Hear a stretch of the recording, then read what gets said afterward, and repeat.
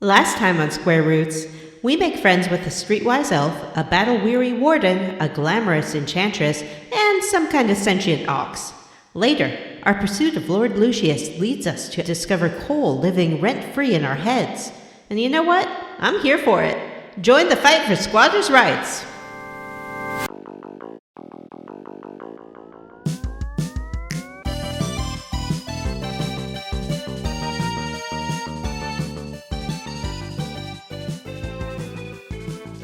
Hey everyone, and welcome to Square Roots, the classic RPG podcast. My name is Jim Banks. I'm joined by Matthew Van Zant. Hello, friends. Hello, listeners. Johnny Empress Brandon. Ah, bonjour. Je m'appelle Empress Céline Dion. And Vanessa. I'm Vanessa. And this is a podcast where we play and talk about your favorite classic RPGs, one chunker at a time. And this is episode 3 of Dragon Age Inquisition. Was this game made by Yay. Ubisoft? Because it's obsessed with the French. Am I right, guys? Right? Wow. Right? Because isn't Ubisoft a French company? I don't know. We what? Where we... We play and talk about your favorite classic RPGs, one chunker at a time. You guys got any hot gaming news to share with the group? So much hot gaming Someone news. does. All right, not that much. Hey, you put one in the group chat yesterday, Matt. It's that they're making a movie out of Until Dawn. What? That's Why? crazy. Why It's kind of already a movie. Yeah, how's that going to work? And are they going to get Remy Malik, do you think? Or I Ooh. doubt and it. Hayden I think- Pantier or whatever her name is? I think Maybe. they could She's get like a Hayden soccer mom Panettiere. now. Yeah, she was in that last Scream movie. Oh, the worst Scream movie? That's it's a terrible Scream movie. Is Matt's birthday coming up? Yeah, both Could of be. their birthdays are. Remember? Who? Both of who? Vanessa? Yeah, Vanessa. You know that every year Matt and I have a joint birthday rager party. Yeah, that's true. I guess my invite was lost. In the Well, and there was that one year Send it that to I threw a Texas. surprise party for Vanessa, and Vanessa threw a surprise party for me on the same night.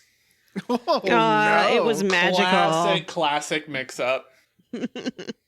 So then everyone jumped out and they yelled surprise, and then Matt and I looked at each other and yelled surprise, and then we go, surprise me? Oh, surprise you. It was very hilarious. Hot gaming news, yeah. There was an Xbox Direct today, or whatever they call it, and there was a few interesting things. 2 of them were just trailers for games that we know about, Avowed and a new trailer for Vision of Mana. Both of those Which games one's Avowed? are looking great. Avowed is the one set in the Pillars of Eternity universe, and it's made by Obsidian. That's a first-person one?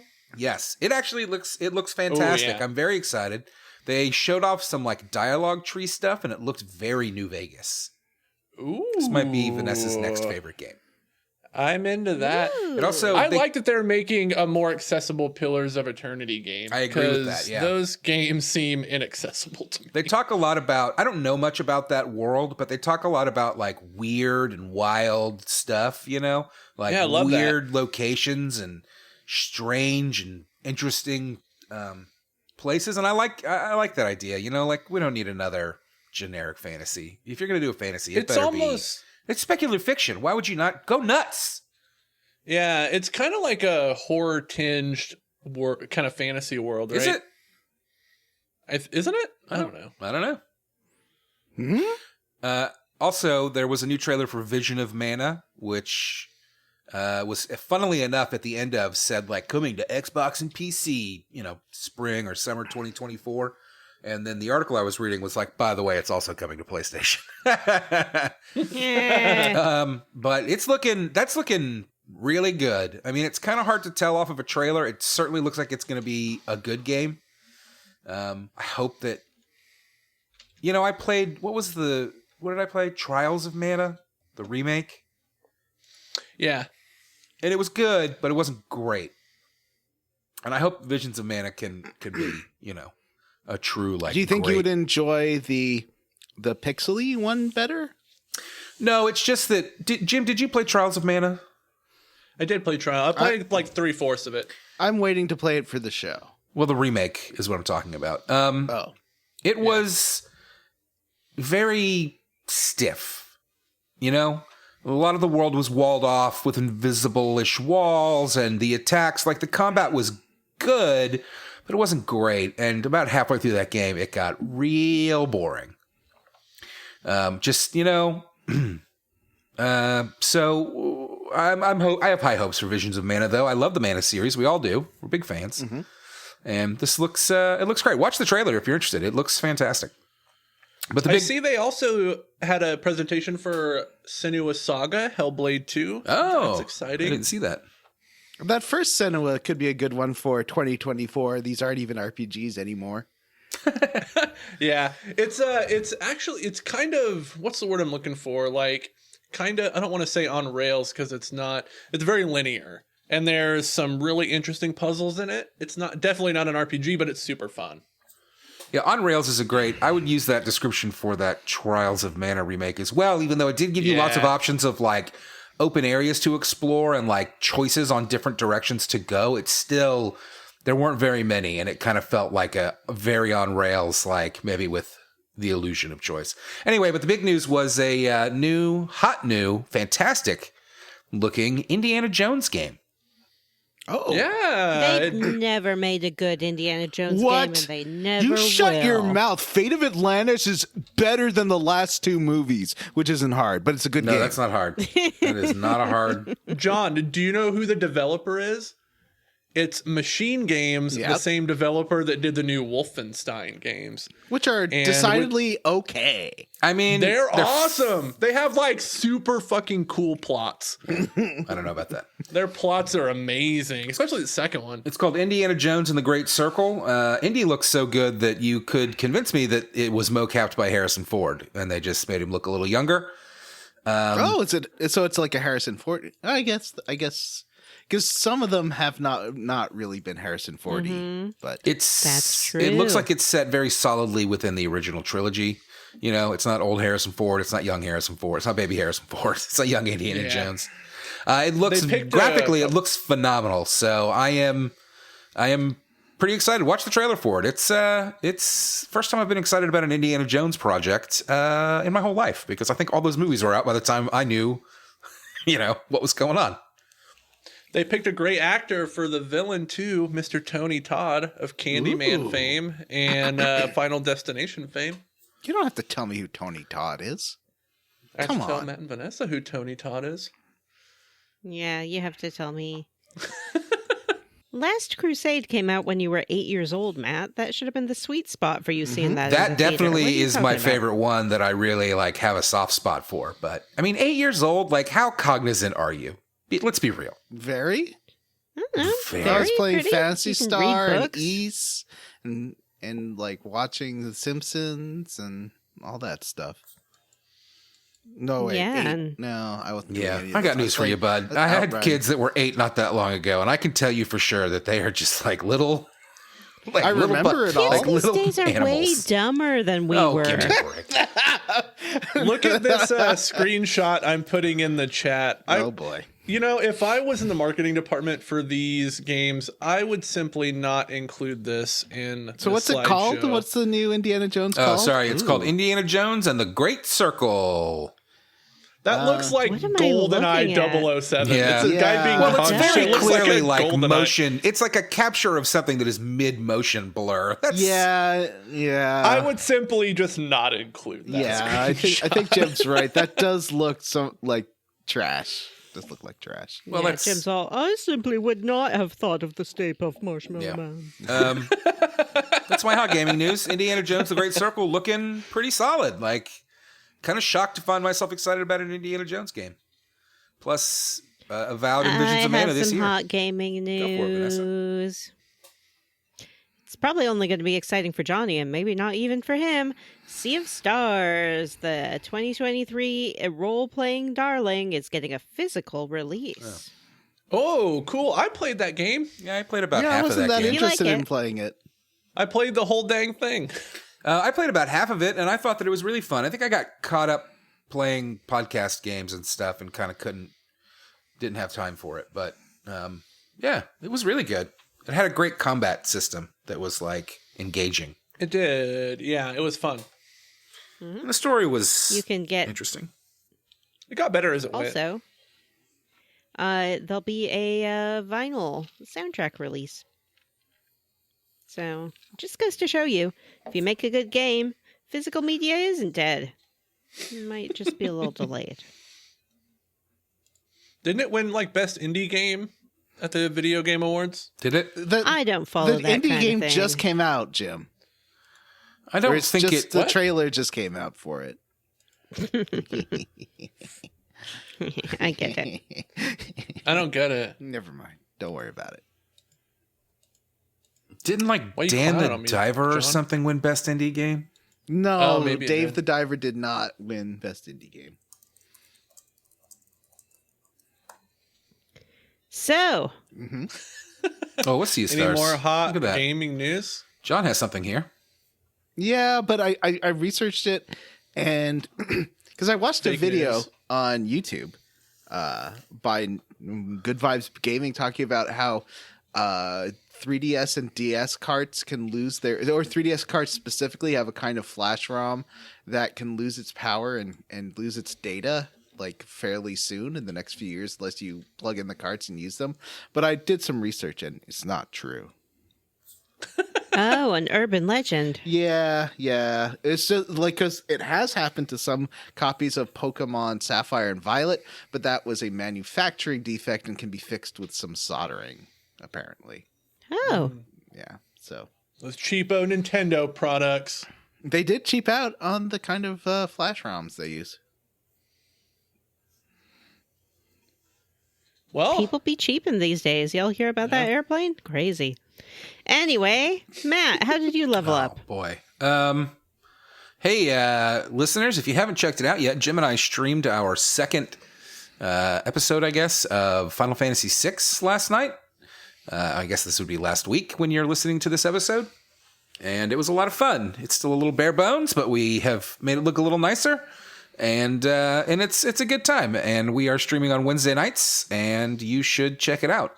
My Kefka impression, my Kefka voice is great, and I love doing it. It comes from my heart.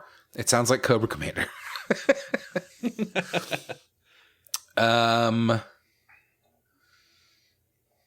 I guess the only new thing that I've really checked out is that hot new show that everybody's talking about. That's right, True Detective.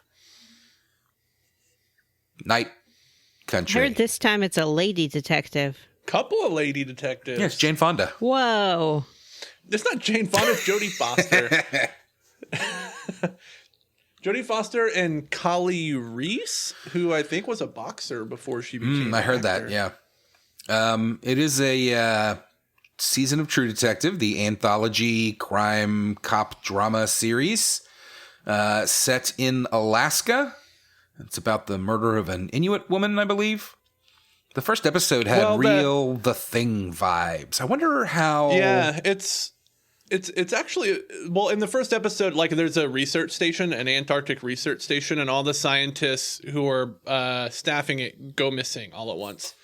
And they find a severed tongue in their research station.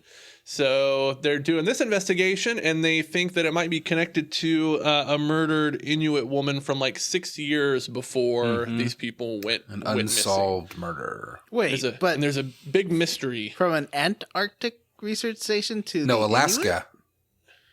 Alaskan Oh, no, Jim was- research station. Oh, Alaskan, sorry. Oh, okay. They're sub-Antarctic. The first No, episode they're was just- great. They're just Arctic. They're just Arctic. Subpolar. Yeah, Arctic. That's what. That's That's the the word I word. was looking for. The first episode was great. Great acting all around. Very tense. Very like gritty and kind of grimy main characters that you're not necessarily rooting for, but you can see getting very invested in. Great mystery. Like I said, it had a lot of The Thing vibes. I don't know that any of the True Detective seasons have ever done an actual supernatural type bent.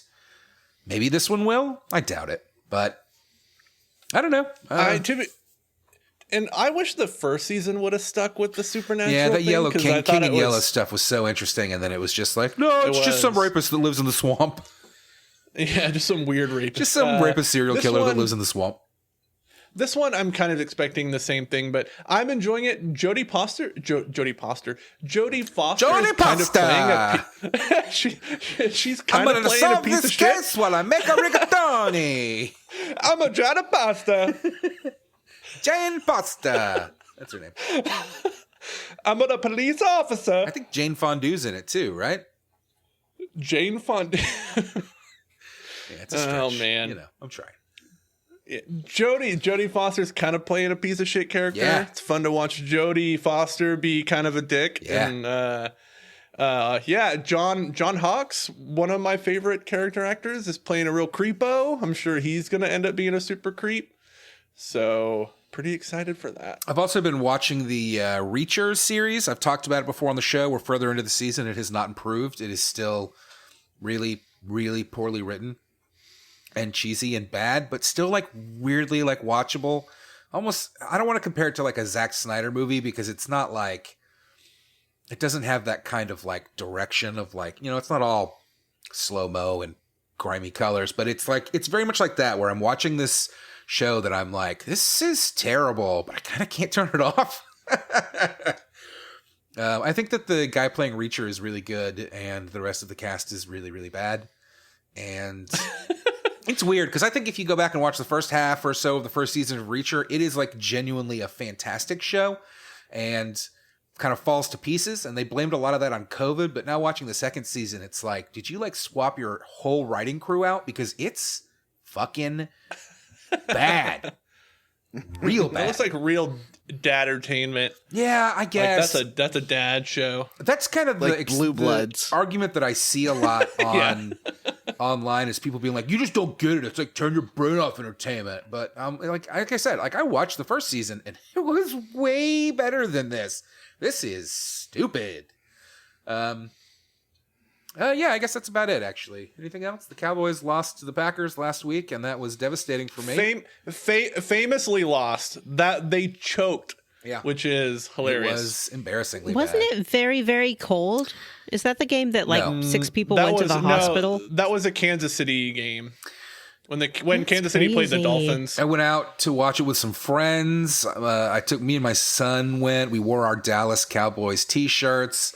All of the friends that came along, unbeknownst to me, they were all going to be rooting for Green Bay, or I probably would have ditched that and gone to my brother's house instead.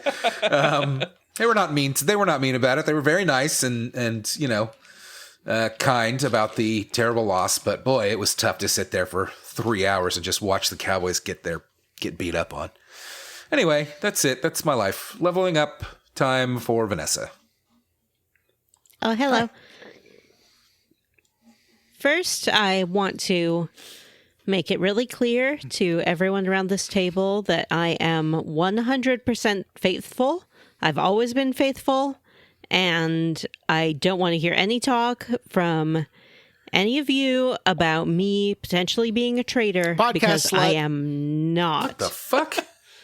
No, she's more like she's cheating on Taskmaster, I think is what she's setting up here. Vanessa, I saw, I'm going to like cut you off at the pass. I saw today that it's like their most watched reality show in a long time and ratings are up 75% over last year. For Taskmaster? No. For the show you're talking about. For The Traitors. The Traitors is back. It's everyone's favorite show. I heard that Alan's coming on Except it. for Task. Alan's coming on it. You know, when Greg hears this, when Alex hears this, they're going to be so sad. They understand. They understand. They understand. Lots of people like The Traitors. Lots of people watch The Traitors. Taskmaster isn't even on right now. It's on hiatus. So it's totally fine for me to be watching The Traitors. And I want to make it clear that I'm 100% faithful. I also heard that You my can see longtime Alex doing that love-hate sad look relationship into camera. man crush Where he Johnny looks- Bananas got voted off in like the first episode. Oh, Spoilers! Cut that Who's out! gonna watch Oh my it? Nobody's god! gonna You can't watch just it. come on here spoiling The Traitors. Everyone watches The Traitors. You just said it's the most watched TV show ever. Reality show. Hey, who hosts the show? Alan Cumming. Did someone say Alan? I knew he was doing something. I knew it. Listeners, Jim just Zoom shared a picture of Alan Cumming as who is that? It's not You Mr. just got McGill. great gazooed. No. We should, you know what, listeners, hashtag that on your socials. You just got gazooed. You should go out and gazoo all your friends. Hashtag you got gazooed. All right, Vanessa, describe The Traitors, please. Like, what is this show? All right.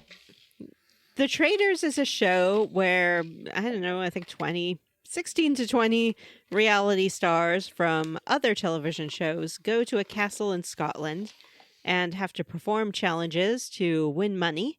But 3 of those contestants are traitors. And every night the traitors vote one person of the faithful to be murdered. I like this more and more.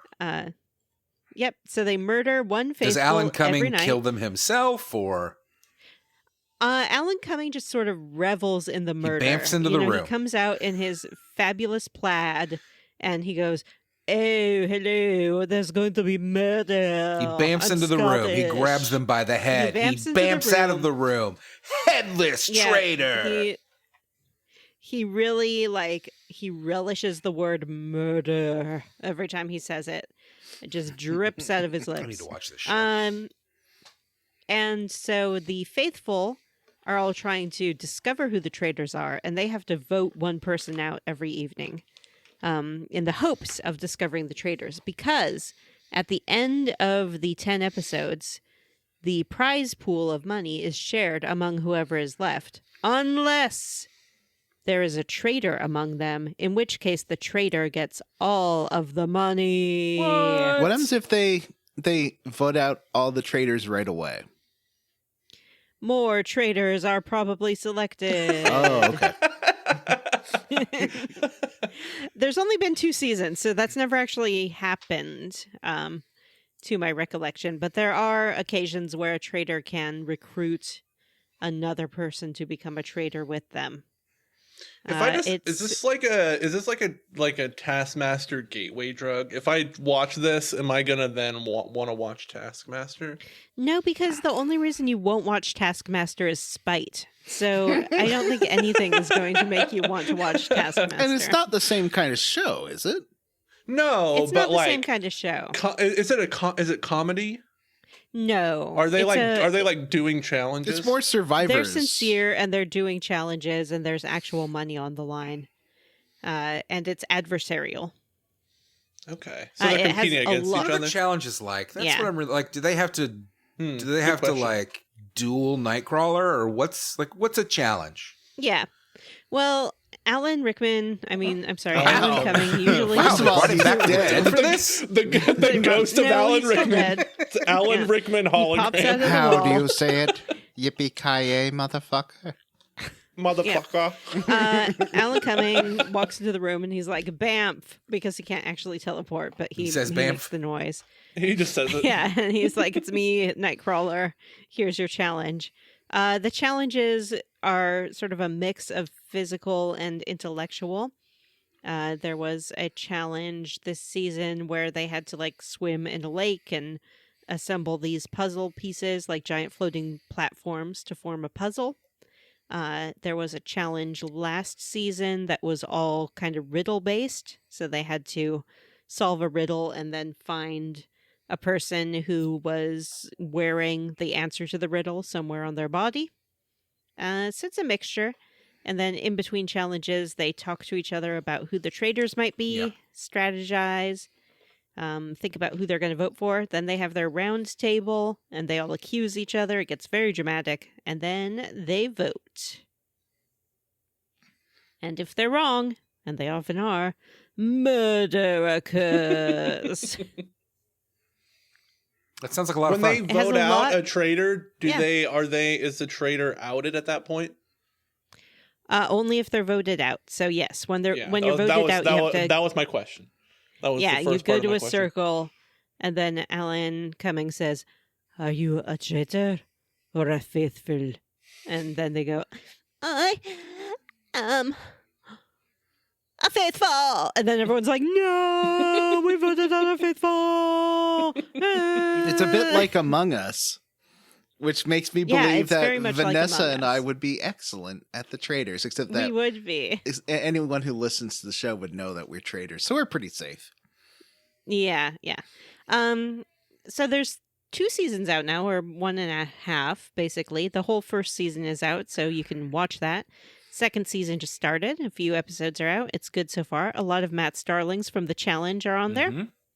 Johnny Are these people Bananas, like CT. professional reality Trishelle. people? Basically, yeah.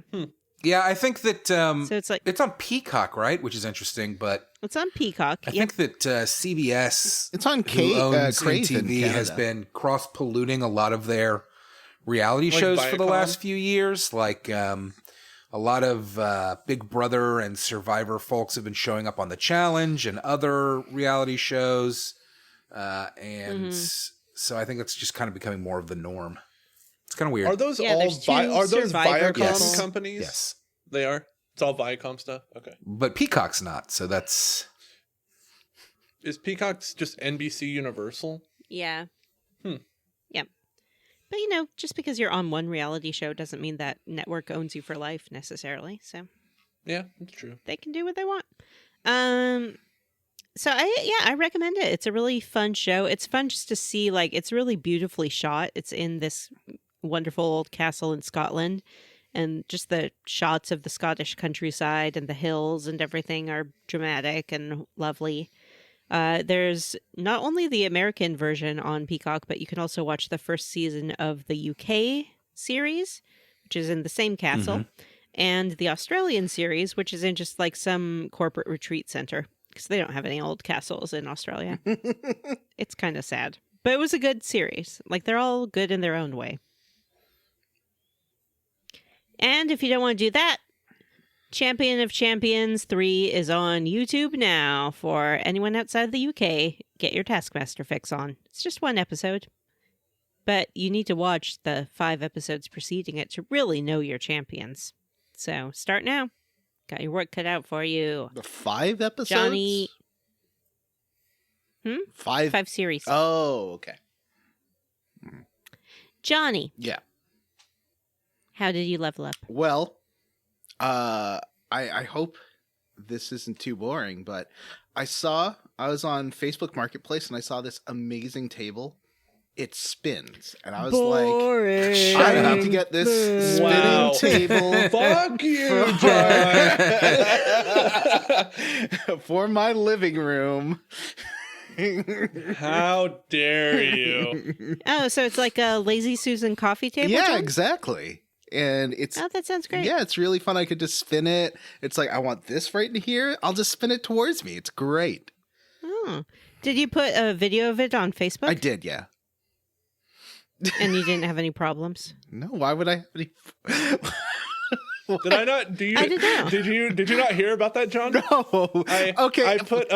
I put the video of me spinning my table. I put it in the Square Roots Facebook group, like community chat. Every And time it you was- do, it was I get immediately- notifications that It was I've been. immediately, yeah. I think Vanessa did too. It was immediately flagged for violating their policy on nudity or sexual imagery. What did you? Okay, Yeah. how did you describe it? Were you like sit and spin, or what did you? No, I spun the table and I said "wee" and just did that a couple times, and Facebook immediately took it down and then banned me from the chat. And so I couldn't put any more messages in the chat. So I had to. So if you remember back in September of 2023, I put a picture in the chat of Gordon Ramsay's butt when I took a picture I of my do. TV.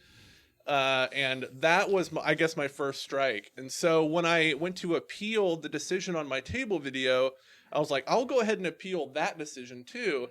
And I did. And both pieces of media were restored.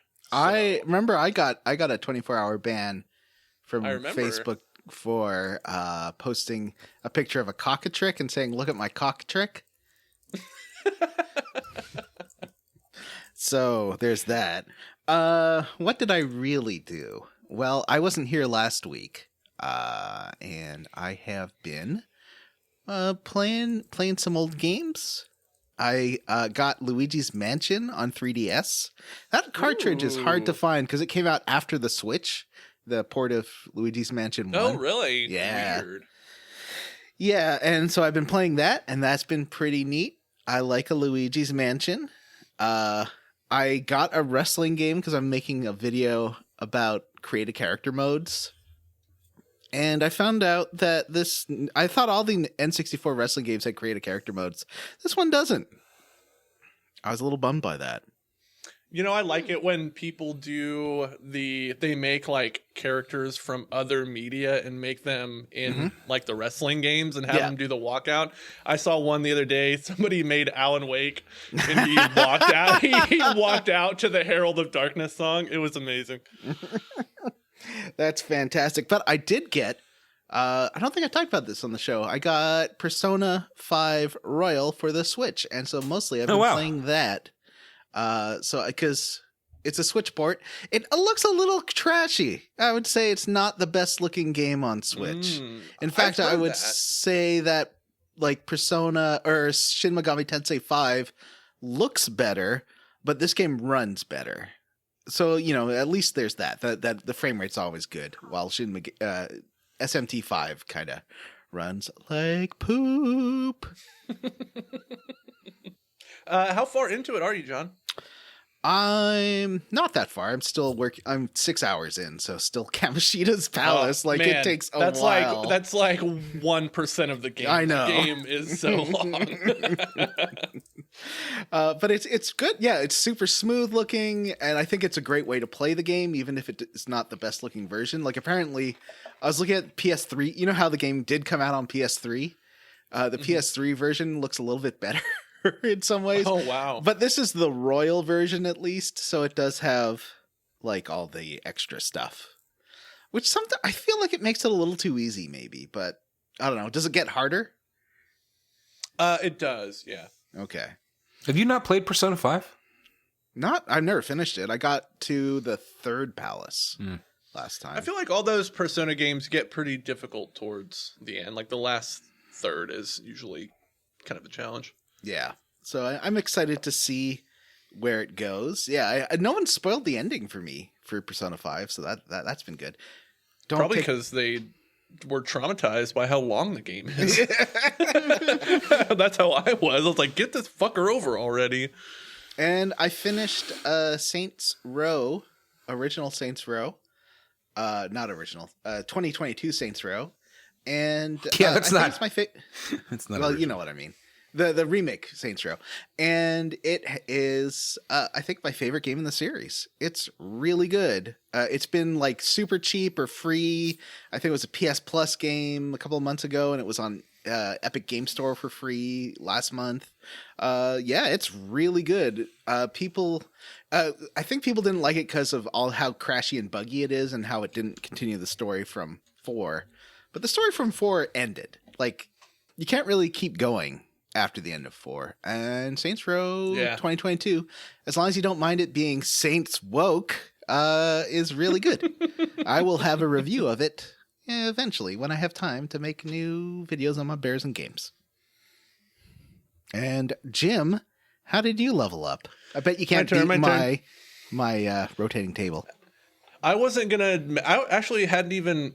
I made some notes for my level up. I didn't even put the table in there, so I'm glad you mentioned that. Yeah, tell us about your table. Yeah, I got a table yesterday. It's a coffee table. It's a big round coffee table, but it's like a lazy Susan in that you can the base stays stationary, but you can spin the top around. Mm-hmm. And boy, is that convenient when you do not want to move your body a lot. I'm really looking forward to hearing stories in the future of how Jim spun his table so hard that drinks flew all over the house. Actually, last night, Matt, you told me to spin the table on the stream, and I went to do it, but you couldn't see because I didn't move my chair out of the way. But I tried to spin it really fast, and I keep 5 controllers on my coffee table for like everything. All the controllers flew out in different directions when I spun it really fast. You should try not fast, but when a cat or other animal sits on the table, you should rotate it just to see them look confused. I wanted to see if I could spin myself on it, but I wasn't brave enough to do it. You'll break your table. I know. I don't want to break. I don't want to break the table. I just got it yesterday.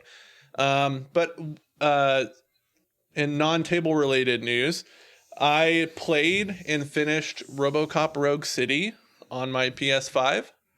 Bought it a couple weekends ago. Decided to give it a shot because I'd heard really good things about it. And man, it's a great game. I wish like the plot is so good. It actually feel like it. I wish they would have made a RoboCop movie with this plot.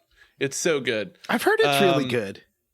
It is. It's super good. And it looks like the environments look incredible. Like when you're in Detroit and you're like walking around there's like little kind of sandbox areas where you're in different areas of Detroit. And those look great. Like the HDR on the reflections on the like liquid in the streets. And man, it looks amazing. And Peter Weller came back to do the voice of RoboCop, which is pretty awesome. And it's funny like the first two RoboCop films are, and it's super violent. It is just a good game. I would recommend playing it. I kind of hope the developers who did it, and I don't remember who they are, but I hope they get like a big AAA game next, because man, that game is real good. I do want to play the Terminator one they did. Oh, did they do the Terminator game too? That one that's supposed to be a little BioWare-y with like romances and stuff. And this one has that. This one has that too. So like the choices that RoboCop makes when he interacts with people, like you can find people in the levels who are like committing crimes, like tagging or drunk in public or whatever, and you can choose to either ticket them and serve the law, or you can kind of just try to teach them a lesson or like give them a break or whatever, and you can serve the public trust. Mm-hmm. And there are dialogue options with side characters where you can influence the politics of Detroit and who eventually becomes mayor. Is it the corporate guy, or is it like the local neighborhood guy that's running for mayor that wins? There's lots of cool stuff like that in the game. Yeah, well, I do want to try that for sure. The so you're saying I think RoboCop 2 is terrible. And is it Frank RoboCop Miller. 2 is basically RoboCop 1. Sorry, RoboCop 1 is good, and is it RoboCop 3 that's really bad, or is that one okay? That one's really RoboCop 3 is the one with the jetpack. That one's terrible. Yeah. RoboCop 2 isn't bad. I just hate the script because the first one's really anti-corporate and pretty like left. That's right. And the second one is Frank Miller. RoboCop 2 like it's Frank Miller doing RoboCop 1, isn't it? Well, but this time it's like, we need to shoot all the criminals. Like it's really like right wing, and it's weird. It's a weird tonal shift between the two. Yeah, this is definitely more the first RoboCop than it is any of the other ones. Like, but it does have jet. There's right. Nuke. What do you mean? Nuke. The Nuke, drug. Yes. Yeah. If you want to like, you can explore the environments in the game, and you can find like pieces of evidence that will give you experience. And when you hit certain levels, you get stat points to upgrade like things that RoboCop can do with like his armor and stuff. And you collect experience by finding like Nuke left out, or incriminating documents on politicians, or like forged IDs and things like that. You can pick all that stuff up and get experience. It's pretty fun. You know, when Jim picked up the tables, he was like, "So what was her job?" And then the person who picked up the table from was like, "Tables!" And I think you should. They keep my house hot, John. Okay, guys, I don't know how to hear any more about tables, so don't ask about the table. Another game I played. I played Evil West, which is free on PlayStation. It's like I played that other free one, Nobody Saves the World, a little bit, like an hour. Oh, I played a little bit of that cute. too. Yeah, it looks good. It is cute. Yeah. Yeah, it's fun. I played Evil West. It's fine. I skipped every cutscene in it. It's really silly, but the game plays like the unarmed combat in the like God of War 2018, where you're not using any of your weapons. It feels a lot like that, and the traversal's a lot like that God of War game.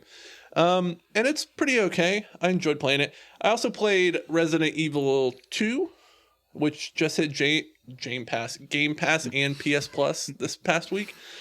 And I'd never played Resident Evil 2 Remake before, and gosh dang, it's good.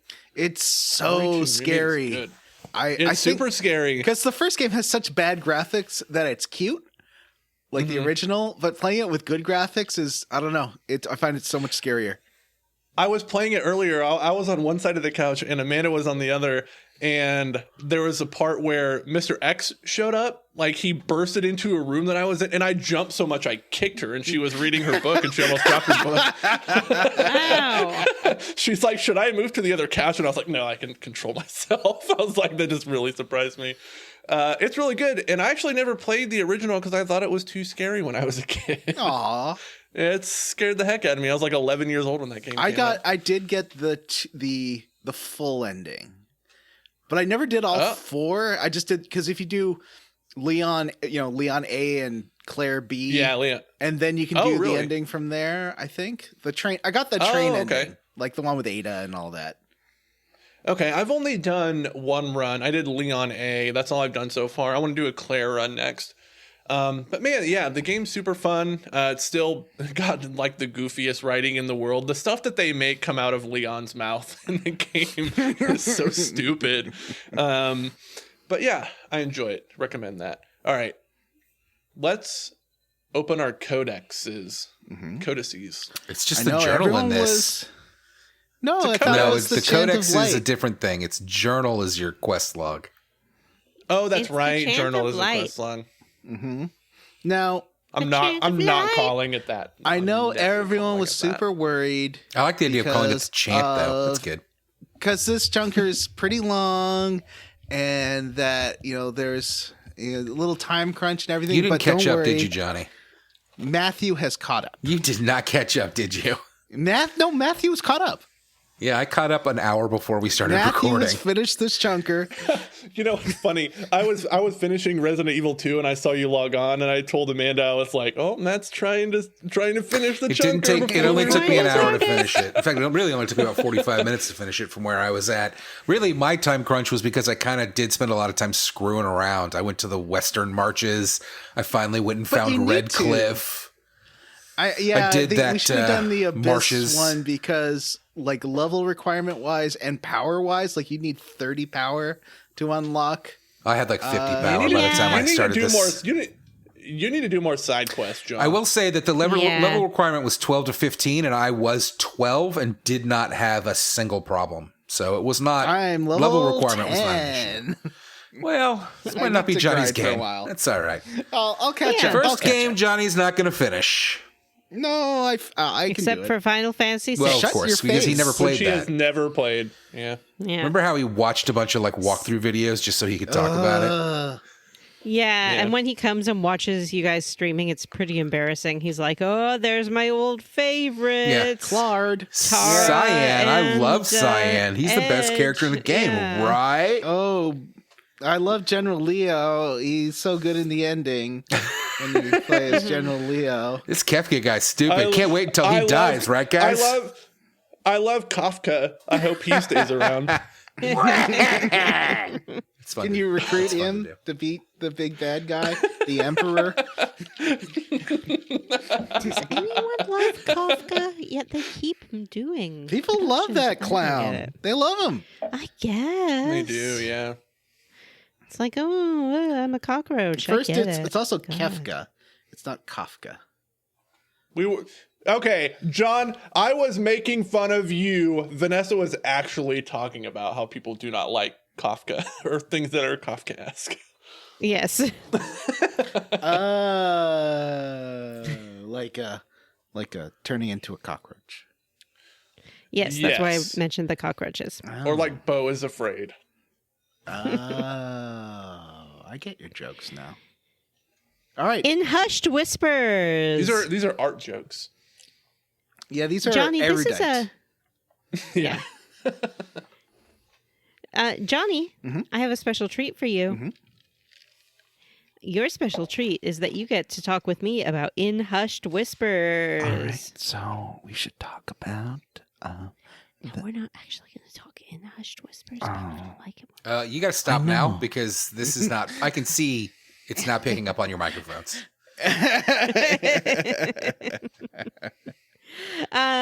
Oh, that's right, you So, guys. Johnny, this is this from is- last week. Okay. Yes, this is from last week. This is the mage side of the Templar quest that Matt and Jim did. Yeah, first time yeah. I did the Templar quest, so this is my first time doing the mage quest side of things. It's pretty good, huh? Yeah, it's pretty fun. It's similar, I would say. There's some thematic similarities. So you get to. Well, I guess you talked about meeting Dorian last time, and the whole Yes. stuff with Felix. So Dorian shows up, and he has a plan to help us sneak into Redcliffe Castle, where Alexius is. Alexius is the Tevinter Magister who's enslaved these mages, essentially. So Dorian's like, yeah, you can sneak in, but I am absolutely coming with you. So then we can choose 2 other people for our party. I took Varric and Cassandra. Who did you bring, Johnny? Well, I was thinking about this. Who would be fun to bring along? Now, I am a mage, so I already had 2 mages, but I was like, this is going to be a magic-y fight. Let's bring 3 mages. So I also brought Whoa, Solus. triple mage. Wow, how do you keep them all Nice. alive? Well, it wasn't the greatest plan. But I did do this on. If I'd been playing on hard, it would have been, I think, impossible. So yeah, I had those 2, and then Iron Bull was my cover. And he's not even really a tank. He's more of a super damage dealer. Yeah, he's not super tanky. He actually dies quite a bit. So More like Paper Bowl. we find Glass bowl. there. Well, we don't. It's weird. He's like, there is a secret entrance, but we won't be able to fit a whole army through it. So why don't we go in through the front door and then sneak some of the army in through this? Like, we don't even go in through the secret entrance. It was a very weird No. bait and switch. I thought it was going to be We a little send sneaky. some other people through the secret entrance. We show up, and Into basically we know that Alexius is trapping us. He wants the Herald to come Right. and have a parlay face to face. to do a trap. Yeah. Yep. So we show up, and he's like, "You've fallen into my trap." And then our agents that came in through the secret tunnel step out of the shadows and kill his guards. So he's left all by himself, and he's like, "Well, guess what? I have one more trick up my tricksy sleeve." Tell And me, he Alexis, pulls out where are we going this time? We're going to the future. It's time travel time. Is it the 50s or is it 1999? No, it's like the year of Andraste, Yeah. the age of dragons. Yeah. 2020. I don't understand how the Thetis calendar works. But he sends Dorian and the Inquisitor through a time portal, and we find ourselves in the future. It's true. And also in the dungeon somehow. It's both a time and place teleporter. Yeah. Teleports us to the future dungeons. Ooh. There's red lyrium all over the heckin' place. Okay. These guards come in. If it teleported us to the far Dragon Age future and it was like cyberpunk magic, that'd be pretty cool. Far Dragon It Age would be Future pretty is dope. Mass Effect. Everybody knows that. Hawk That's is true. just You do- Shepard. Well, no, but they do have one of the abominations from Dragon Age shows up in Mass Effect Kasumi Ninja's little gallery that she goes into at one point. So they are connected. Thetis and Mass Effect are in the same universe somehow. Yeah. I would I actually, think you can find a Krogan skull in Dragon Age somewhere too. I'm not sure. I would actually love to see like a Dragon Age Far Future game that's kind of Warhammery, where it's like elves and dwarves and stuff in space. Because I like that, I'd but love I to see, like, a don't like dwarf space Warhammer very marine. much.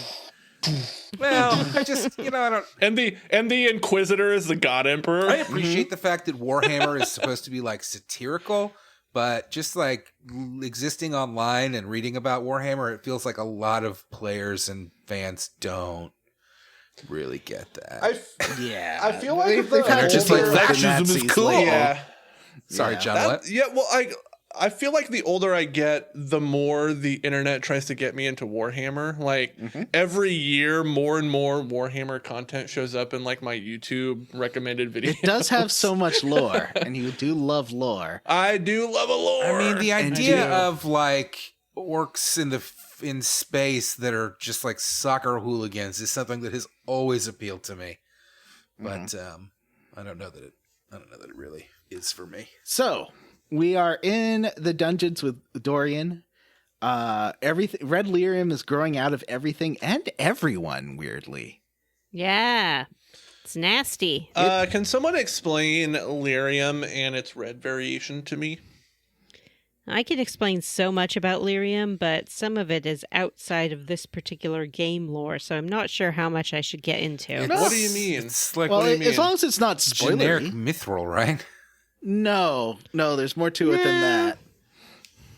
Lyrium sort of fuels magic, Yeah. and it's usually blue, and it's mined from the earth by dwarves who are immune to its various properties, like making you go crazy and things like that. It's addictive. Templars use it. Yeah, Templars use it to build up their magic immunity. Mages use it for something else. I'm to not like really restore clear. their mana and stuff. Yeah. Oh yeah, you do have those And, lyrium it's potions, also- don't you? Okay. It's super explosive, so you have to be really careful with it. And red lyrium, as you recall from Dragon Age 2, is like a tainted version of it. It makes you go real crazy, even if you're a dwarf. And dwarves usually have resistance to its property. Yeah, because they don't have souls. Oh, and you also find He ain't out got no soul. All right, we're not doing this. I'm sorry. you find out in this point that red lyrium grows out of bodies, like because What? Yes. yeah. 'Cause- oh, you didn't see this, right? Because okay, so in this dungeon, you'll see these like prisoners and stuff, and most of them like have shards of red lyrium growing out of them. They're in the same room. They've been deliberately put into rooms with red lyrium. And some of them, like, they're turning into red lyrium. Like, it's like that encasing them happens like to a the chrysalis. to the Templar. That happens to the Templars too. They call them Red Templars. Oh. So here we sort of see it in action, as it were. Yeah. Yeah, so we're about, I think, 5 years in the future. And we learn this when we stumble across, I think we find our party members first. Yeah, So- it's sort of, well, you can find a bunch of people in different, depends on which room you go into first. Yeah. And I guess if you find Grand Enchanter Fiona, she really gives you the lore dump. She's like, hey, she has red lyrium growing out of her. and So she's like kind of- stuck in a crystal, basically. yeah. It's And pretty she's gross. like, oh, hi. Mhm. Yeah. Thanks for coming 5 years ago to save us. You two disappeared into the time portal. Now, Corypheus, who is Alexius's demon boss, rules the whole world. Everything sucks. It would be really cool if you could go back in time and make this not happen. You keep So, saying Please Corypheus. find- We killed him at the end in that Dragon Age 2 Legacy DLC, remember? That's right. We do kill him in the Legacy DLC. He's the one who did like the big spinning circle of fire. It was a really difficult fight. Probably hardest fight in that game, but we definitely kill him. He is dead. No doubt about that, except he's not. What? I mean, to be fair, this series already has a built-in, excuse for why you can kill something and it comes right back to life.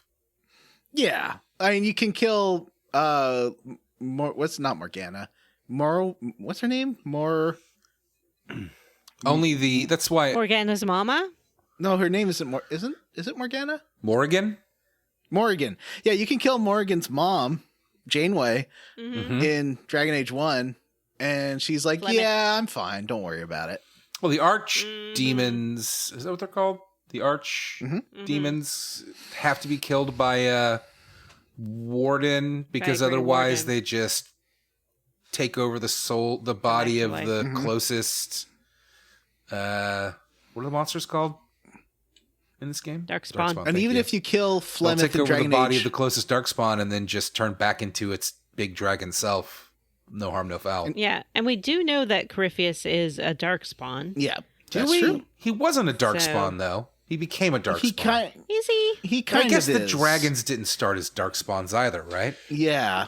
Hey, can you Yeah, guys they tell were the that I? old gods. Can you guys tell that I went on a big Crypheus is lore deep dive this lore. week? Yeah. Yeah, Crypheus was one of the magisters who turned the Golden City into the Black City.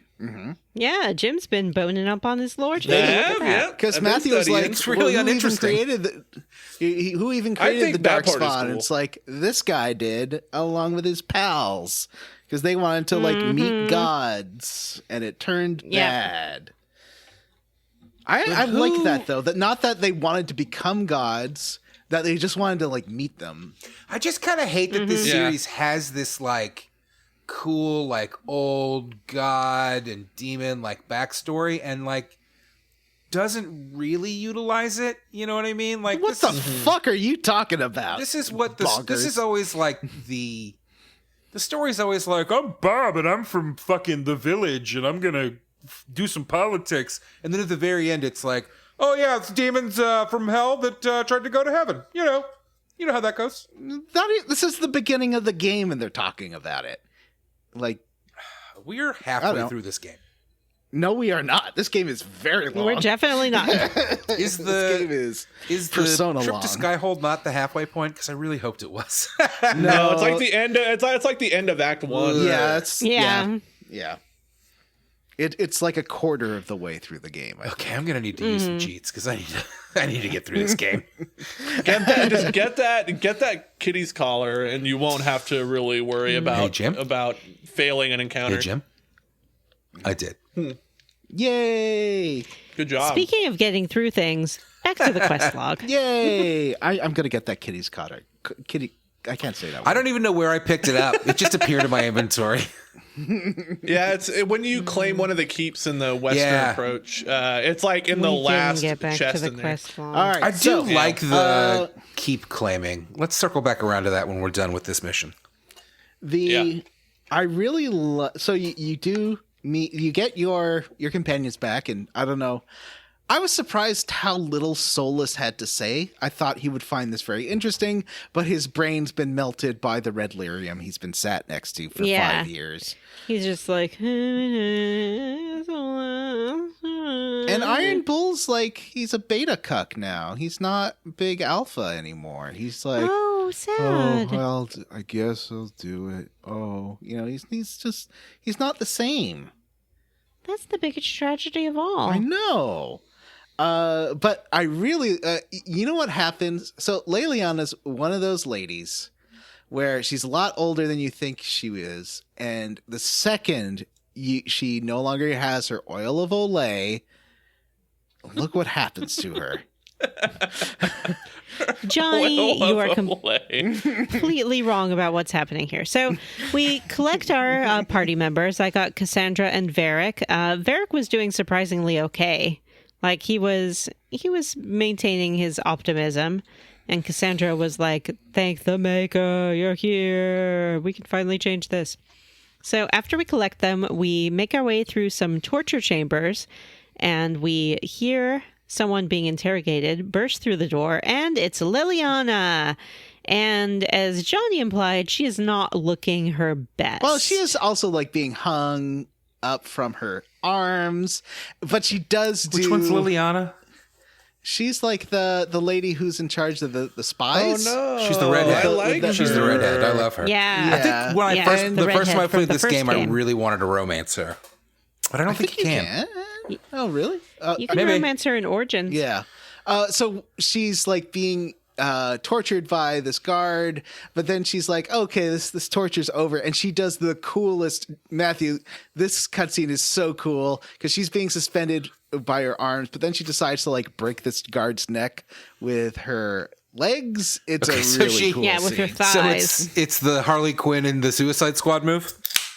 I haven't seen that. Really? You haven't Yep, seen she the new lifts up, Suicide she Squad? grabs Really? him. Oh, with was that her- the new one? Okay, I did see that I one. like to think of it as the Sonya Blade kills Kano? kills Kano in Mortal Yeah. Kombat. Yeah. What a Give great me a movie. break. Okay. Give me a break, baby. Snap. So Vanessa, Sorry.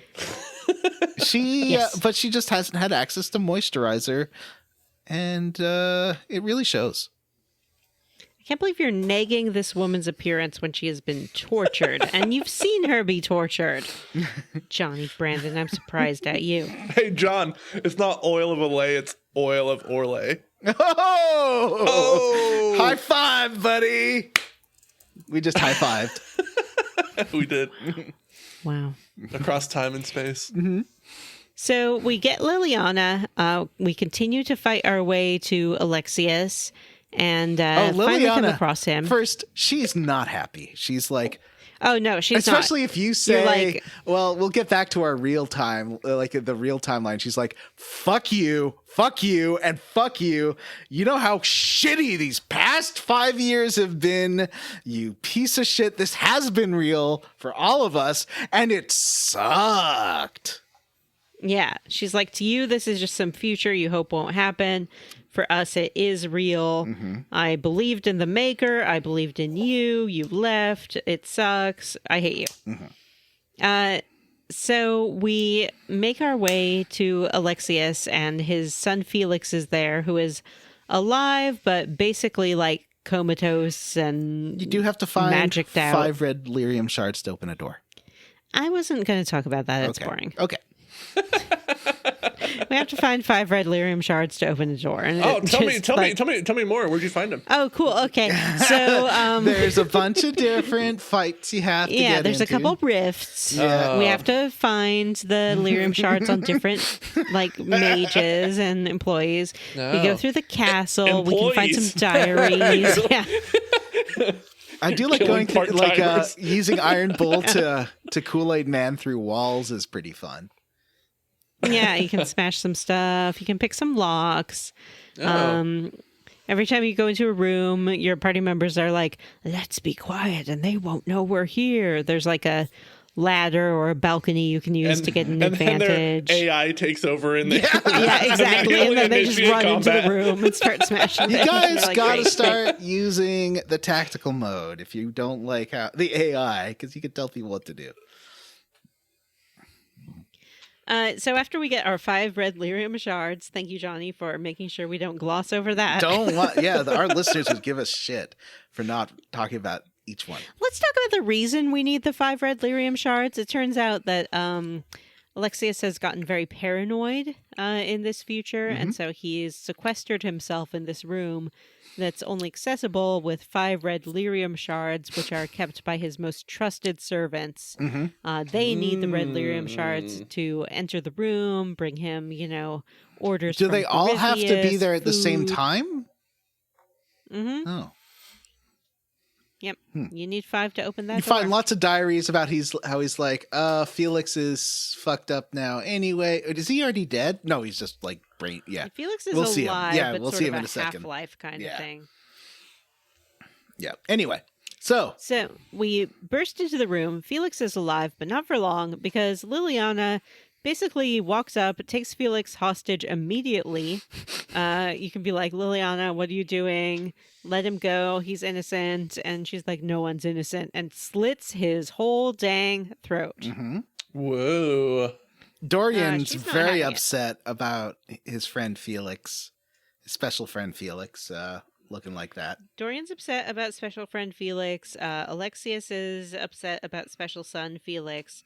And so then he does decide to fight us, even though when we got there, he was very depressed. And he's like, it's too late. Crypheus is coming. The world sucks now. I did this all to keep my son alive. Blah. But he's dead now anyway. Mhm. So then we battle Alexius. He opens a couple rifts. But we do beat him in the end. Mhm. But Corypheus is coming. and Dorian is going to need about an hour thanks to for the get warning. this time I mean- spell.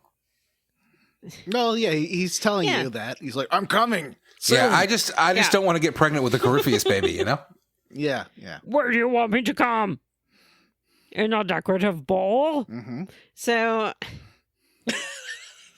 that's a reductress joke. I have to credit that. It was an article of 5 decorative bowls for the next time he asks you where you want. Didn't Reductress get shut down? You don't have to credit their jokes anymore. They're yours now. That's Yeah, you're right. free use. You're right. It's ours now. That's how it works. So Dorian needs an hour, but our good friends, future Varric, Cassandra, and Liliana in my case, or I guess future Solus, Cassandra, and Liliana for Johnny, Mm-hmm. are like, or Iron Bowl and Yeah. Liliana. Yeah.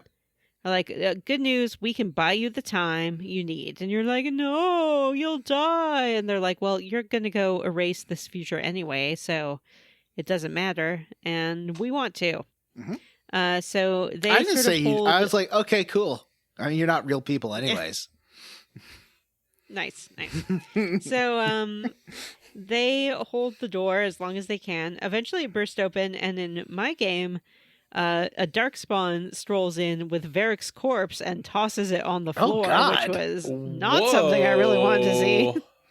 Oh, in mine, Liliana's there with her arrows. She does get an arrow to the chest, but she keeps going, murdering things. It's pretty awesome. Mm-hmm. And Dorian frankly, gets the time spell to... anyone who needs an hour, that's too long. Like, I'm with Corypheus. That's how long time spells take. I'm with Corypheus. You know, like, that's too long. I don't want to be helping someone make a spell for an hour.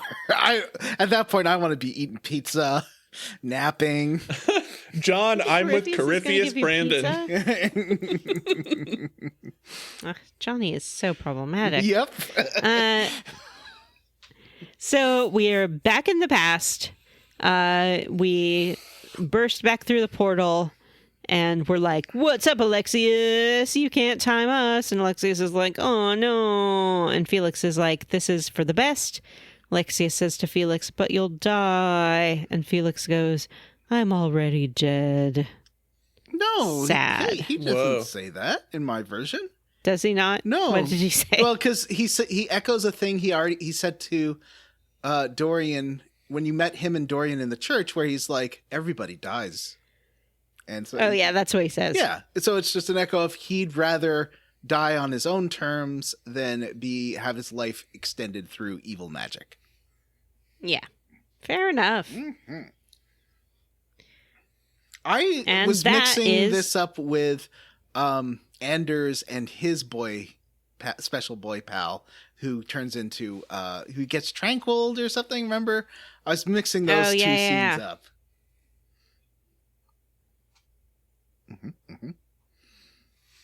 Well, that's the end of In Hushed Whispers. I think it's a pretty good quest. A lot of fun. I like the time travel element. I like seeing this dark future. They do talk about the queen being assassinated and a bunch of other things that happened to bring chaos to the world. I'm pretty bummed that I didn't try this one. As I play this game, you know, I played it 10 years ago or so when it came out, and so I don't have a great recollection of the game.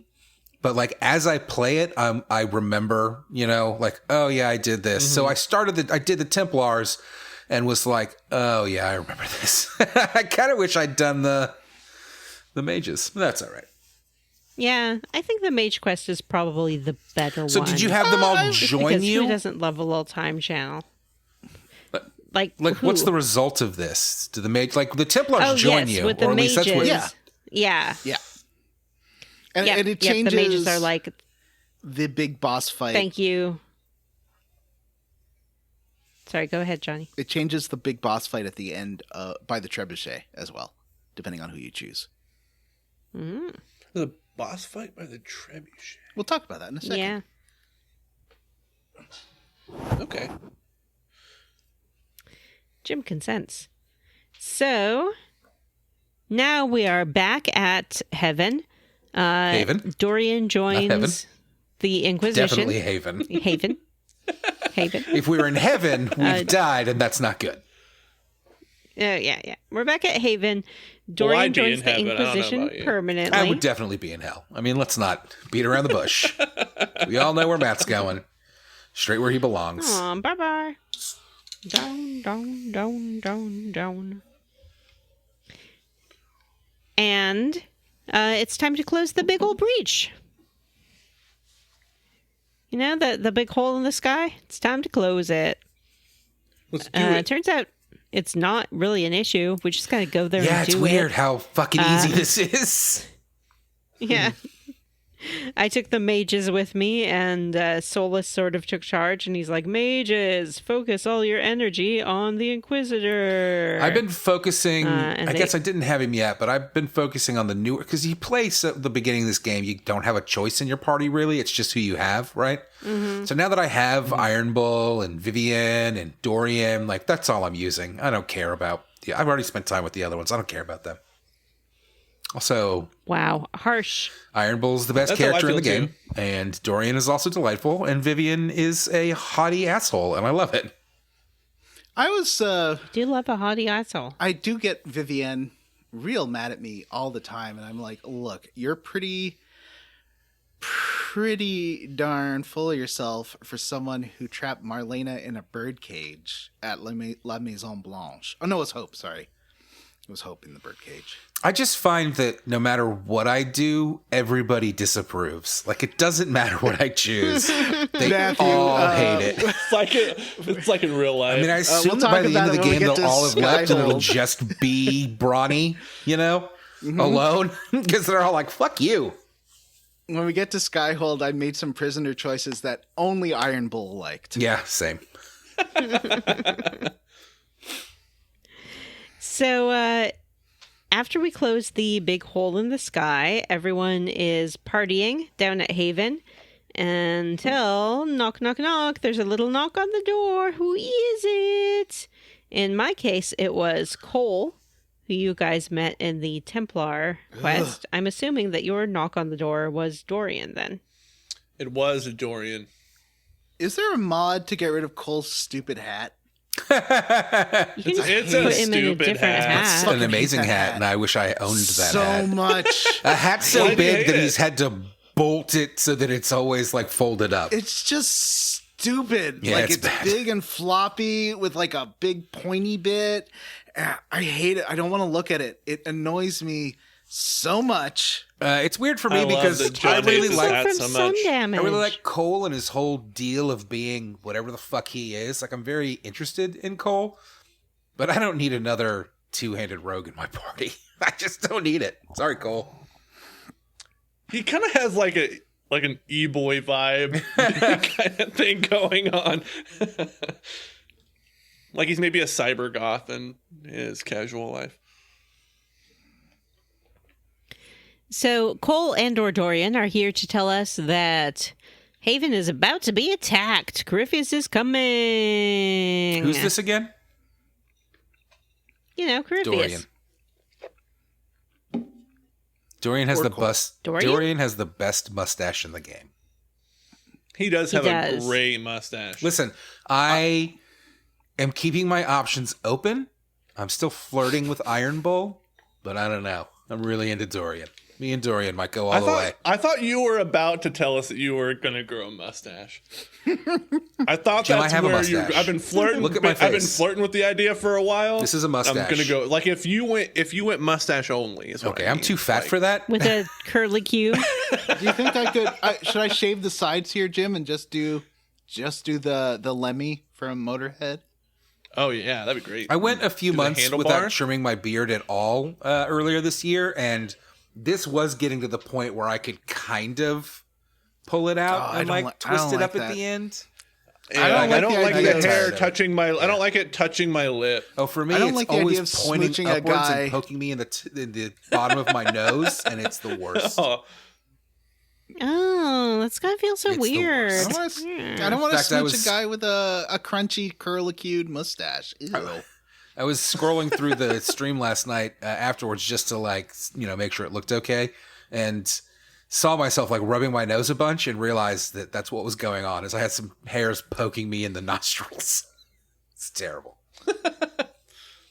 Wow. Yeah, give it a try, Vanessa. Grow a mustache Not and see what easy it's like. being a man. Okay, I'll try. She's trying. How's She's it trying coming? right now. Are you almost there? Nothing Okay. yet. Well, let's move on. All right. So we are attacked by either an army of Templars and Darkspawn, or I guess an army of mages. It was an army of mages. Wow. And then it's going to either be evil Fiona up there or evil Denim up there.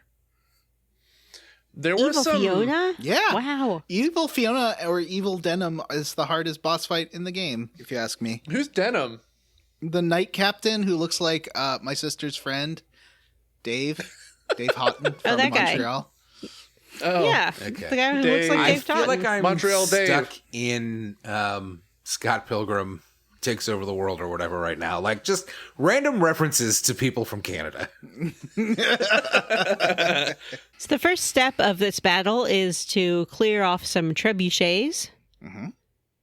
After clearing out the trebuchets, we have to save some people who are trapped in the village of Haven on our way to the Chantry building to take shelter.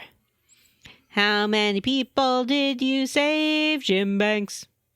Does it tell you? I don't remember. I saved Varric- everyone it told me to save. Varric will disapprove of you if you don't. Varric always disapproves of me, so I don't really pay attention to it.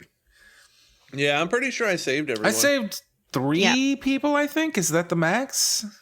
No, there's 4 at least you can save. I think it's 4. There's the I guy rem- in the house.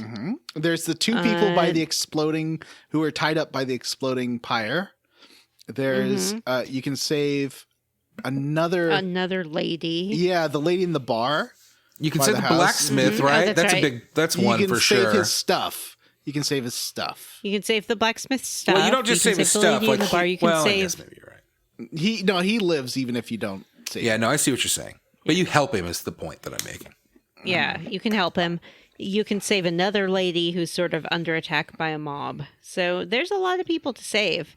If you save them all, Varric will be like, "That's everybody. Let's go." I feel like I and if you did hear that. It's fine. did you do the platforming to get into the burning house and then open the door from the inside? I definitely didn't do did. that, but you know that you can. I didn't do that. I was able to. I mean, maybe it's not the same, but I did have a couple of burning buildings where I just used one of my skills and it just broke the door down. Yeah, you can do that, or you can go in the wrong way. Like I kind of glitched my way through, and afterwards I saw, oh, there's a ladder, and it took me like 10 minutes to figure out you can use a skill to break boxes. I had to Google it. Yeah. Yeah, that's what I was doing, was using one of my rogue skills to just break the boxes. That makes sense. So after we get everyone into the Chantry building, that jerk guy who always nags us is there. Dorian? But I forget his name. Oh, the He's, Chantry guy. Yeah, the Chantry the guy. Chantry Mike. guy. I think his name is changes Mike. his tune. I Jones. honestly really liked this this is character turning point. Actually, not tear up, but feel emotional. No, I when he's, agree like, with dying. Why don't you tell us about this, Johnny? So he's the one who's always been like, you're an abomination and you're not a herald of Andraste or anything. But he comes to you and he's like, because everyone's like, well, what do we do? We're stuck. How do we defeat this dragon? He's like, but I know a way. And the only way you could know about this is if you ever did the pilgrimage through the mountains. And Andraste must have made me do this for this moment, which means you really are favored by Andraste. And I don't know, it's just really sweet. And he realizes like the reason that all this happened, at least according to his faith, and he's been stabbed in the tummy. He's going to die. And he's like, but it's because all this happened so that I could tell you how to escape. And he knows a perfect route through the mountains. No one will see because it's basically invisible unless you know where to look. And I don't know, I thought it was a really sweet moment. Yeah, and he says, I just stumbled across this path when I was walking and thinking on Andraste one day, so clearly this is a sign. Mm-hmm. But in order to get everyone out, we're going to have hang on, to... though. He's like, I just really need to believe in you, But like, correct me if I'm wrong here, and maybe spoilers.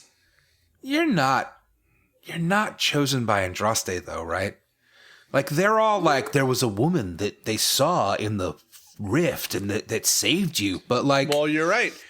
The Inquisitor is a grifter, and in fact, I heard that he announced today that Inquisitors should have total immunity, and they should be free to do any kind Jim, of the crime closer that we they get want to the actual election in the United States that's coming up this year, the less funny I find this stuff.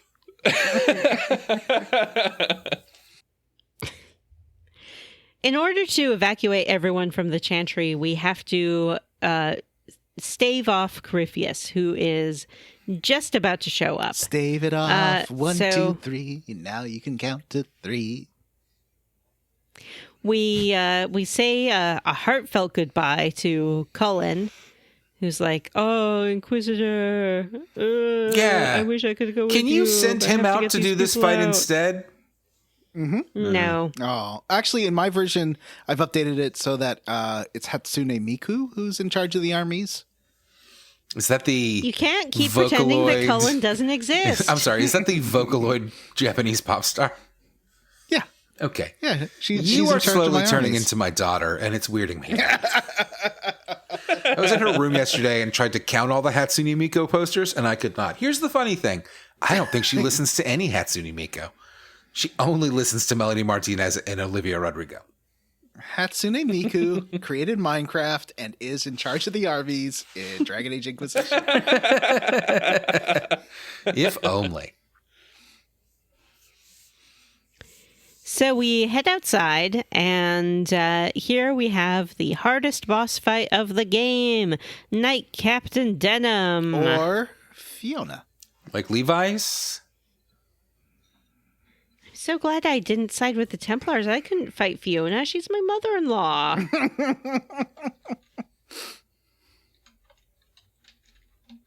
So Did I fight Knight Fiona? Captain- Who's Fiona? I don't know what you guys are talking about. Fiona is the leader of the Mage Rebellion, and Alistair's mom. Oh, that's right, because it was the mages that attacked, that like came and attacked. Yeah. And I guess it would have been There's- the Templars for you. Okay.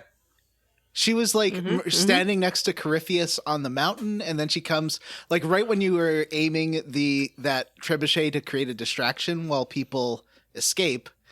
She comes up and attacks you. She's like the last wave when you're at the trebuchet, and you have to like turn the crank. And that either one of them is a really hard boss fight, but Fiona is a really hard. I swear I'm playing this on normal. I am not having any problems was with the a pretty combat. tough Is it boss just fight. that rogues are OP? Like, I don't know. You know what, Matt? I think it's that I'm underleveled. Okay. I think I need to do. I mean, Had no I'm time to definitely grind. bottom Yeah. level for like the recommended levels, but I am in the recommended levels. But I just don't have a lot of She was problems. she was a little annoying for me, but once I realized I could use my chain ability to throw a chain at her and pull her close to me and then start doing power attacks on her, it went very smoothly after that. Denim. Jim loves to pull a woman close to him and use his power I have attacks. finally figured out how to like use the AI to my advantage, where like Iron Bull and the mages will go after whoever I attack first. So I'll go invisible and run around and pick my poison. Like, who do I want to take out first? Usually a mage, because they are such assholes. And then Whoever's dealing the most damage. and you have for that sure. backstab ability where you kind of teleport through Do you them, have that, stab them in the back, and disappear. So then they'll you ignore have me, that, and Iron jump? Bull will start wailing on them, and then I get to sit there and stab them in the back, which is fun. I like that ability where they like where they hook onto someone and then jump towards them and then spring back. I haven't done that really yet. I want that, but like every time I go to level up, I just kind of, there's a lot of options. I kind of have been thinking about going to the thing that lets you respec all of your abilities and like Googling like a best rogue build and like seeing how that goes, because I've been kind of willy-nilly about it. And I have some stuff I don't use. Like I have like some sort of parry that I have never used once. Nobody's ever attacking me. I'm always stabbing them in the back. So why do I have this? I got this awesome mage ability where it creates a circle that traps the enemies inside. If they try to leave it, they get bounced off the edges of the circle and damaged. So it's a good like Oh, crowd wow. control magic spell. Oh, that's really neat. Yeah, I was using that on the killing the Avars in the mire. That one's pretty fun. Anyway, My warrior has an attack where if I map it to the B button, if I hold the B button, he spins his axe or his sword around, and each successive hit adds like a multiplier to the damage. And if you keep making contact on every spin, it just keeps going. So when I was like fighting dragons, I would just do that, and I could hit them 12 times in a row, and each time it would do more and more damage. What class are you? Let me do warrior, and I use two-handed weapons. Okay. Actually, John, what class are you? I'm a mage. Oh, yeah. I'm whatever. I forgot what the name for the Kunari mage, like the Kunari evil. Not evil, apostates, basically. There's some word for it. It's not Talvashad. Yeah. I mentioned this last week, but I definitely did the first chunker as a mage and then was like, this sucks. It's fucking boring. I'm glad I switched to the rogue. No, mage is so good. You have so many cool spells and I guess if everything. you're playing more of like if you're using that pause function more and like directing more, I can see that, but like I just didn't really enjoy that. I really just want to get in there and start hitting things. I hate, well, especially with a mouse and keyboard, I don't like the live combat because I don't want to hold that button down. That's Yeah, you have to hold the trigger to attack, and that's kind of the one thing that sticks in my craw in this fucking game is that like just that one singular thing really makes this game feel like an MMO in a way that I don't like. And in fact, I don't use it very often. I very rarely am just like standing there holding down the attack button and hitting somebody. I'm always using an ability and then running around and hitting somebody else. I like how quickly or how successive you can do mage spells in this game.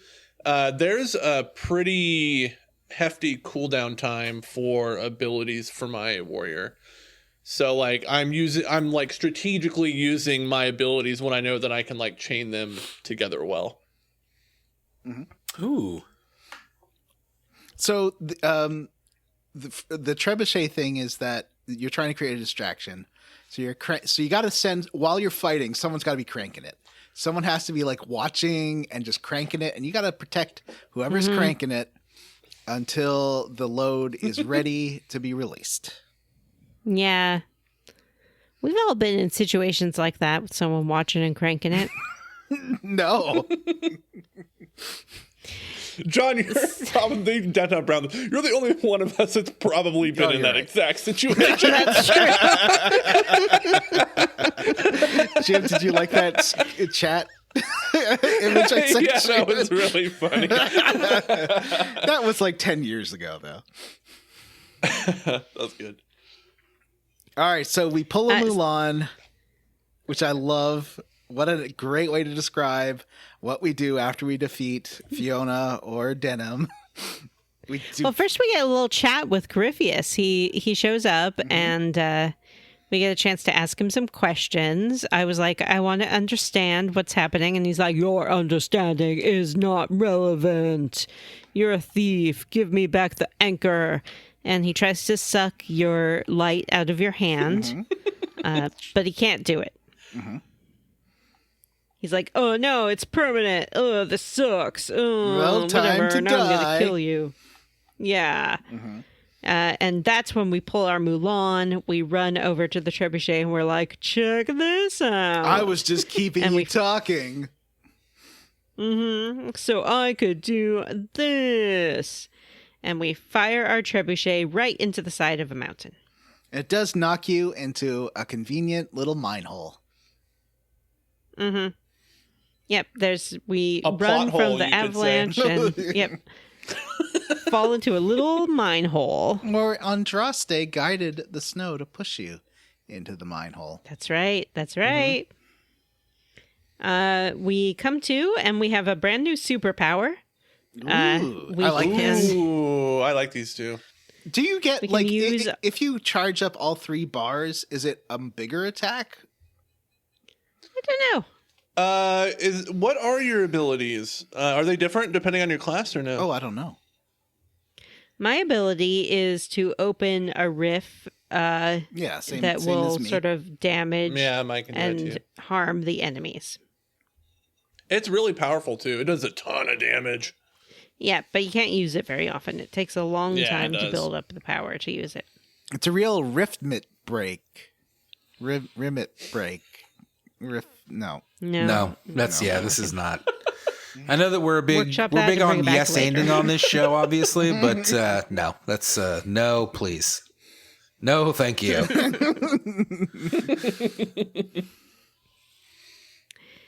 So we stumble through this mine. We get a little tutorial about using our new superpowers. Then we head on outside and take a walk. Some Uncharted 3 snow walking. And it's very beautiful. You're trying to like you're going through the mountains and you're injured and you're stumbling. And then you just get over a crest of a hill and you think that you can't take another step and you see the armies and you pass out right as your friends come running saying, there she is. And Hatsune Miku's like, oh, she's almost dead. We have to bring her inside. Yep. We are then dragged to where the survivors have camped out.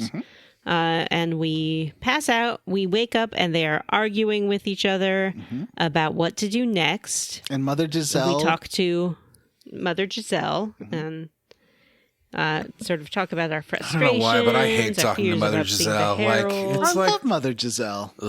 she is Except I not my It's favorite. like talking to your kid. Yeah, grandma. it is. It's like talking to your really It is a religious little bit. grandma. Like, yeah. I get it. I get it. Okay, please. It's like where you want to be positive about their faith, but when they ask you questions about whether you have faith, you kind of dodge it. You're like, well, I just think it's really great and important for you that you have this thing in your life that gives you such positive feelings. Anyway, Well, everyone is fighting. Mother Giselle does the only thing that she can do in a situation like this. what's that?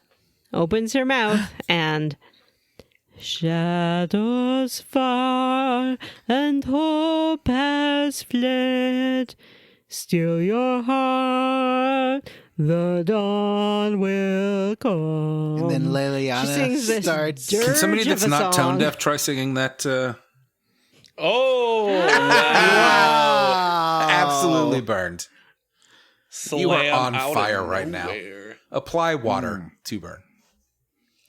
The night is long and the path is Oh, this is the song that the dwarves sing in the Hobbit movie that's really bad. sky for one day. Did you ever try reading Lord of the Rings and just skip the poems and Yes. songs because they sucked? Oh, I do that in. No, Listen, I would Oh, never yeah. skip a lot of it. fantasy Background novels, song. particularly like in like the 80s and 90s, really, even like my personal favorite, The Wheel of Time, really tried to shoehorn in like poemy songs and stuff. And yeah, I just blow right through. No, thank you. Hard pass. That's second. Blombido, blomby Yes, exactly. Exactly what I was going to say, Vanessa. Like, fucking trying to read The Hobbit and Tom Bombadil shows up? No, thank goodness. Is that The Lord of the Rings? That's the Lord of the it is Lord Rings. Yeah, he's in Lord of the Rings. Yeah. I mean, you can skip that whole section. It's not good. No, it's not. It's The Hobbit. No, it's not. No. It's The Lord of the Rings. Yeah, it's Tom Bakerbill. It's the fellowship. Yeah. Hey, doll, Mary, doll, Ugh. Tommy, Bomby, Billow. No. Like, you are not Dr. Seuss, I- sir. You've done an amazing job here. Please stop this. You're embarrassing yourself. So, Jim, where would you John. rank this? John in- Rudolph Ranger Tolkien. People starting to sing and all joining in scenes in video games. Is yeah. it? So can we name this? I think because I compared it the other night No. when we were talking about this. No. As No something akin to like a spoilers. slow clap. What? We're not spoiling anything. Not spoiling Um, anything. I think we should describe this when this happens in games. I'm gonna call it the slow clap song. Okay, yeah. The only one I could think of is there's Detroit Become Human. There was Everyone a song in starts- that? Yes. I don't remember that. Yeah. The oh, low-key offensive scene it was of the amazing. robots Was it singing. Amazing Oh, Grace? yeah. Oh yeah. Yeah. Yeah, there was Probably it was in probably Night Hallelujah Trap. though. Was it Hallelujah? Night- I feel like it was probably No, it was Hallelujah. Amazing Grace. There was a secret code. No, they're not. David Cage is not paying for. Yeah, he's not paying. Hallelujah, No. thank you. Yeah. It's in the public domain only. And in Night Trap, everyone starts singing along to the theme to Night Trap, which is I mean, that's the amazing. best scene in any video game. And there's plenty of sing-alongs in Bard's Tale, but I don't know if you're going to count No, that. But it's not the same. Scooby. It's not the slow. It's not a slow clap thing where everyone starts joining in. That's true. And yeah, it just doesn't happen that much. Wait. So you said Night Trap. What was the other one you mentioned? Saints Row 3, everyone starts singing "What I Got" along with the radio. That's right. There was one other one though. What was the other one you mentioned? You're Oh, like, because when you were talking about this scene in particular, like this is as good as this other scene. The Detroit Become Human. The Detroit Become Human. I was like, so John's scale is Night Trap at the bottom, and then on the same level is Dragon Age, Detroit Become Human, and Saints Row. Yeah, exactly. There must be more of this. I mean, there's that Listeners, heavy write metal in and tell us game. about when people There's that sing. heavy. It's not heavy metal. What's it called? The like metal. The Jack Black one. Yeah. The Jack Black one, yeah. But is that like it needs to be like a rousing Yeah, it has to be inspiring. song that people start joining in on. Yeah, All right. We're talking a lot of shit, but I didn't hate this. I liked this. This was This was good. Well, remember there's a terrible scene where Liliana looked like a weird like a Chuck E. Cheese android singing in the first game at the camp. Yeah, that's true. hated you could that get her to scene. sing a lot of different I songs. did a Yeah. lore dive and like watched some recaps from Dragon Age 1 and 2. I don't remember Liliana being in that game. She's in all of them. Really? Yeah, she was a huge part of Dragon Age Origins. She was in the party. Yeah, Not my party. I mean, she could have been. She might have Oh, been. You probably- this isn't a game, but there's a scene like that in those Hunger Games films. If you like those Hunger Games Nobody movies, when likes she those sings the Hunger song Games about movies. They're not the good. guy those Hunger Games movies are actually really They're good. not even They're kind real of good. good. Isn't there like They a are real good. isn't there a dance remix of that song? Like a There's a remix where somebody did like a bad lip reading and they they like mime a whole song. It's actually pretty funny. They played it as a trailer when I went and saw the new one at Alamo. They used that fake music video as a trailer. It's pretty funny. Nice.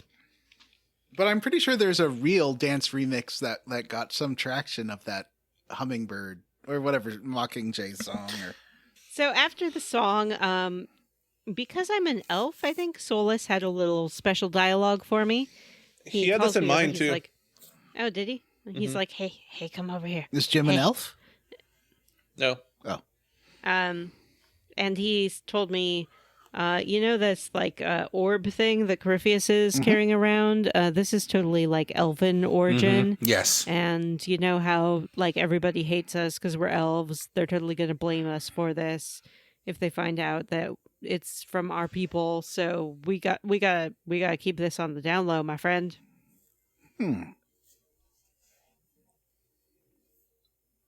What did he tell you The guys? same thing. He Yeah, same didn't thing. mention that it was elfy, but he's like, this is an ancient artifact with a lot of power, and we need to look into it because I think it could be key to his weakness as well. Weird. Solus He didn't say it was really elfy. fucking hates Coon or whatever your race is called. Cune. This is what they're calling the anchor, right? This orb. No, that he's the talking anchor about. is the what's in anchor- your No, hand. the anchor is your hand. Yeah. Oh, the anchor is in your hand. Yeah. So what's this orb deal? Well, we'll have to find It's just out an orb. next an time orb. on Square Just Roots. an All right, orb. well, we And Solus tells us, okay, we're in the middle of the snow. We have nowhere to go, but I know from my dreaming that if we go this way, there's a place where we can all be safe and happy. Mhm. It's an ancient place, so let's go. And we get a nice little scene of We're going to have so looking. many orgies here. the party crossing the snow. And then into view comes Bum, Skyhold. bum, bum. This is directed like kind of exactly like the scenes of the Fellowship and the Fellowship of the Ring when they're crossing the mountains. Oh, Like, yeah. Yeah, you it get is. these like kind of overhead drone shots of them, and then you see Skyhold in the mountains. It looks really cool. There's this I'm not really saying silly it's shot of lame. your main character like running up some rocks, and it just looks real dumb. Yeah. Oh, look ahead! We have to see. Oh, look! It's bad. So we get Skyhold, and it's like a big, cool castle, and this is our new haven, I guess. It's kind of a shithole. Yeah, It's run it's our new down, house. but everybody's talking about how they're going to start fixing it up. Mm-hmm. They're like, yeah, it's a fixer-upper, but with a little elbow grease, I think we can really get it together. And thankfully, we have a bunch of religious zealots that are going to do whatever the fuck we tell them. Yeah. You know? We have a lot Yeah. of cultists who have joined our God, cult, I'm and sorry. we The are gonna maker put says them that to you work. have to go dig a fucking latrine, you piece of shit. Yeah. You signed this billion-year contract. You're staying in Sea Org. Yep. The maker says that you have to change the theme of the stained glass windows in my bedroom whenever I go to this table and select a new one. I want this one to look like Tivic. I haven't touched that yet because I don't care. I didn't touch it at all. They all look the same. So we do Changing, establish like, the main a... hall decor is pretty Yeah. interesting, and the throne. I We think. do establish it. Oh, I would like to change that throne. It's ugly. We do establish a new kind of war council room, and the first thing that we learn is that there's an assassination plot against the Empress of Orlais. Yeah, this is what we saw in the future. Well, we didn't. The Empress had been assassinated. We had a by cool Crypheus. game like in your main character's brain, and you guys got future visions. Yep. So It's not what I sound like. I don't sound like yep. So we got to go save that Empress. And we do that by Going to a going party. to a party. What? All right, it's a ball, which is much lamer. Way lamer. This is a fun. I didn't like playing it, but I think it's a nice change of pace from all of the battling and questing you've been I doing. agree with you. I felt like I could have used some more direction on like timing and stuff, but I guess we can talk about that. Me too. So Vanessa, Wicked Eyes and Wicked Hearts. Wicked Eyes, Wicked Hearts can't lose. Wicked game. Yep. What a wicked game we That's what I play. was thinking. So it turns out there is a civil war brewing in Orlais, which, I mean, they're French, so who cares? Let them all kill each other. But one side is favoring the Empress Celine, and the other side is supporting her cousin and true heir to the throne, the Grand Duke Gaspard. He is not the true heir. He sucks. I was wondering, he does Ooh. suck. I was wondering, so in my playthrough, when I got here, Grand Duke Gaspard was like, "You're my guest. You're my +1." Is that true for everybody, or was that just a me thing? No, it was true for me as well. Okay. There's also an elven ambassador named Brea, Briola. and we're here to prevent the assassination attempt on Celine and to resolve this civil war. They're having a meeting? Yeah, they're having sort of a meeting at this ball to talk about what's been going on and see if they can sort out their differences. And all this ball, political intrigue stuff just goes right over my head. I don't. it is my favorite part of the I game. would like it more if they weren't French, you know? I'm just going to be honest with you. If they weren't all like, "How, how, I love cheese," I would like it a lot more. Your guys' issue with the French is just Johnny, do something about this. I think they should have made him German. Yeah, for sure. That would've been cooler. They're from Texas. There's literally nothing I can do. Oh, you're They're right. I diametrically forgot. opposed to the French. I don't hate the French. I just think it's a weird choice. I agree. It just bugs me for some reason. That's probably like They should have nationalist, English but it is accents. what it is. No, I would hate that too. They should I hate have it when given them, I hate it like- when fantasy uses Southern accents. That's the worst. Harry, welcome to Orlais. Come dance at our ball. We're gonna line dance. I love this shit, Vanessa. I'm a sucker for it. Maybe it's because I grew up in Quebec, but Quebec is like it's like the Australia to England. It's not the same. So what you're saying As is France, you mean. you're a criminal. But I just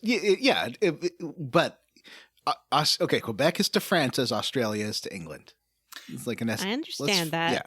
Now it's time for the best mechanic in the game, the popularity contest. Woo! You got your burn book. It's so much You got your fun. clicks. You got your sassiness. Mm-hmm. Everyone's wearing masks? I hate the masks. Everyone wears masks in God, I Orlais hate the masks. to represent that everyone plays a role in life. It's very metaphorical.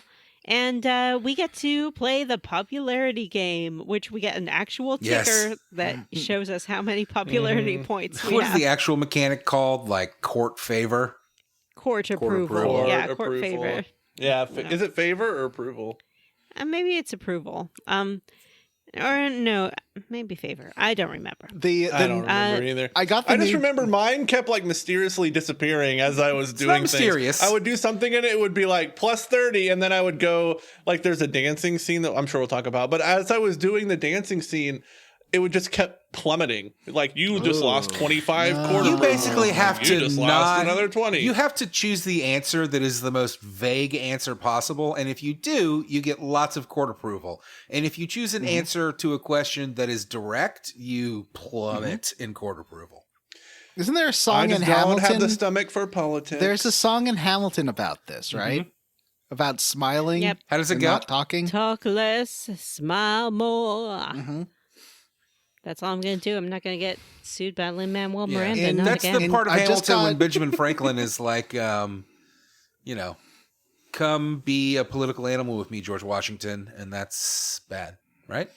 I And they play got bore on Yep. the floor. I got a physical copy of Just Dance 2024, and inside was no cart, just a little piece of paper that says, "Now you can download Just Dance 20." Anyway, it has I would fucking take a that back harpsichord. in a minute and be pissed. It has a harpsichord scene where you're dancing, or like one of the songs is like a 5-minute old school, like just like this kind of dancing. And I can't wait to, because it has 2-player mode so it has different choreography for each person. I can't wait to do it with someone else and put that on video. I'll tell you what drives me crazy here. Amazing. There's so much bowing. All of the ladies, this is going to be tough because we're a podcast, but all of the ladies have to hold their hands like this. You know what I'm talking about? He's so... I don't know what you're doing. He's holding his hands It's by like his the face. Predator's with mouth. his fingers They pointing all out. the hold predator their mouth. hands, they all hold their arms up and with their like pinkies out and their hands clawed in the most awkward looking way that makes me want to it makes me want to tear my own arms off.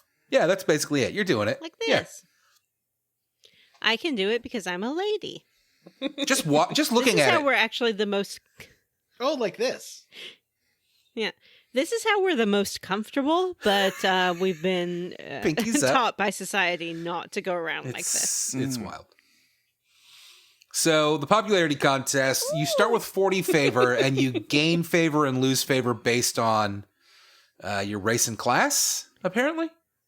Yeah, you Oof. can at the initially Woof. when I showed up, I overheard some people talking and they were like, a Dalish mage, no thank Oh, I bet you. Johnny And I started lost with a bunch of popularity. 5 popularity. He doesn't know. So you can do lots of things to like gain popularity, like having conversations with people, eavesdropping on conversations. There's also just an absolute fuckload of like little mini quests in this area. which really drove you. Find coins, find secrets. A lot of little mysteries. Find the hollow statues, which fuck those things. There was one I found enough to get through the quest, but there's like extra ones you can find to open extra doors. And I was hunting for some, and one was like on a beam that was like in a kitchen, and you had to jump up like on a barrel and then walk across the beam. And I was like, "Fuck this! Oh, no, if that's what they're that. all gonna be like, I'm not finding any of that these. one. That specific one, I jumped on there was a table underneath it, and I jumped on the table, and then there was like a ladle sticking out of a pot, and I was able to jump on that, and that let me just grab it from the beam. oh man, that's smarter than the way I did Yeah. it. Always try standing on a All right, ladle. Vanessa, will you tell us about this party, please? Yes. You can lose points by being rude or by being away from the party for too long. So we're formally introduced to the court. We get a long sort of introduction by the court crier. And who did you bring and how were they introduced? Jim. Who did I bring? I honestly don't remember. Oh, no. I played this like 4 or 5 weeks ago. I brought Cassandra because I thought that she'd do well in court. I brought her too. Why would And would she- hate that kind of stuff? Because Cassandra is noble. She is like the right. 14th cousin of the King of Navarra or something. She got some And- she has some great dialogue here with like as you're leaving, I think, about how weird everything is. Yeah. When she's being introduced, they start going through all of her titles and she goes, just get on with it. Skip to the end. There's great bits of dialogue between her and Vivienne, if you have them in your party, where she's like, is that really your name? Like Vivienne's like, is that really how long your name is? And she's like, yes, I don't want to talk about it. Yep. I also did bring Vivienne since she's the court mage. I thought that she would fit right in. And I brought Sarah For fun. because she hates nobles, so I thought it would be funny. And Sarah gives her name to be introduced, and the name she gives is Maya Balzich, of course. I didn't really I didn't really realize that who I brought was going to be important here. So I just brought my party, which is Dorian, Vivian, and Iron Bull. Dorian and Vivian got along just fine. Mm-hmm. How did Iron Bull fit in? I mean, not well. He talked a lot about how he wanted to fuck the servants and how much he loved candied nuts, you know? Mm-hmm. I brought So after- Ogren, Sten, and Alistair. Yeah, that's a good choice, Johnny. Wait, who? Oh. So after we are introduced, we get to have a little chat with Empress Celine. And if you want court favor, you have to be really vague. She's like, oh, I hope we have good weather.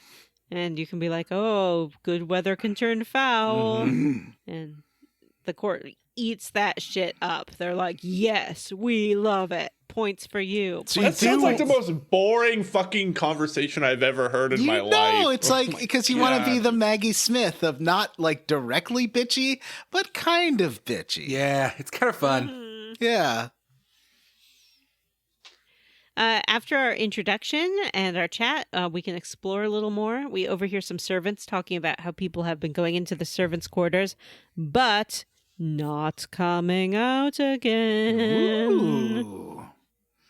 We can wander through a garden and we find a trellis that we can clamber up to discover some dead bodies. I would like to know how climbing up a trellis does not lose you court favor. Like, everybody didn't turn around and just go like, look at this fucking idiot. What are you doing? No, that makes you more popular. It's like when Brendan Fraser does it in Encino Man when he's climbing around the high school and then he's the most popular kid in school. I mean, that does make sense because that is very clearly how they see you, the Inquisitor. You're the stone. You're the Stone Age. Oh, you man. know, I think we kind of skipped over an important bit here, which is that when we get to Skyhold, we become the Inquisitor.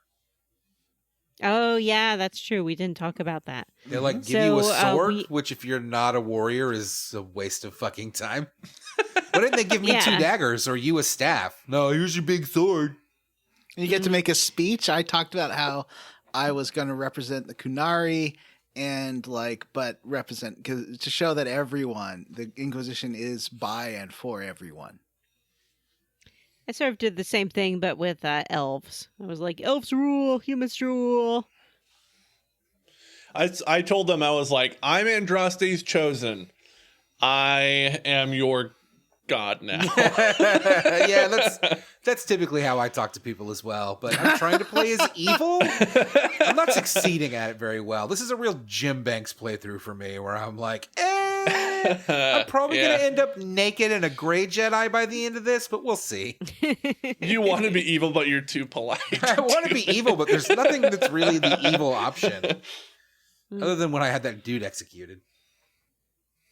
After we find the bodies, we hear the little chime that tells us to go back to the ballroom. It's Not just a like chime, in the it's a theater. bell. All right. I like fair that enough. if you don't get back quick enough, then the second bell rings and you're like, ooh, fashionably late.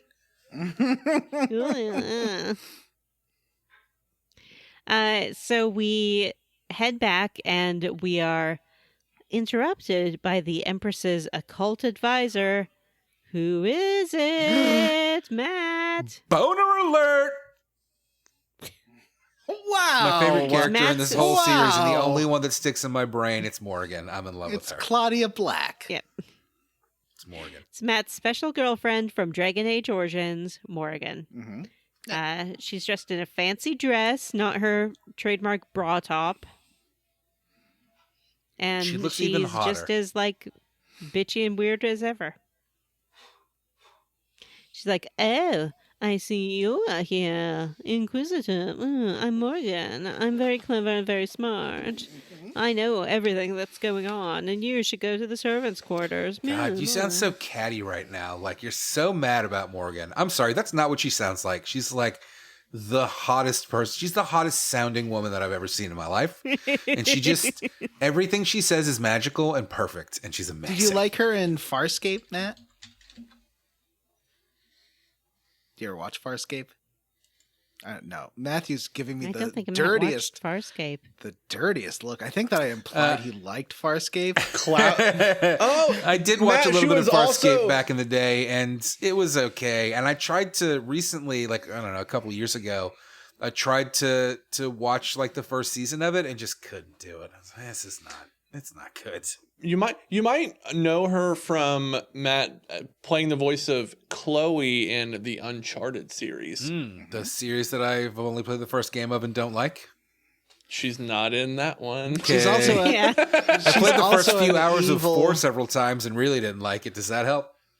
Not in that one either. She's also an evil, kind of bad, not evil admiral in Mass Effect, in Tali's fleet there. Oh. Mhm. Claudia Black gets around. Yeah, she was in Wolfenstein 2, the new Colossus as well. So this is a real person whose name I should look up, is what you're saying. Yeah. She was Claudia in Ashoka. Black only fans.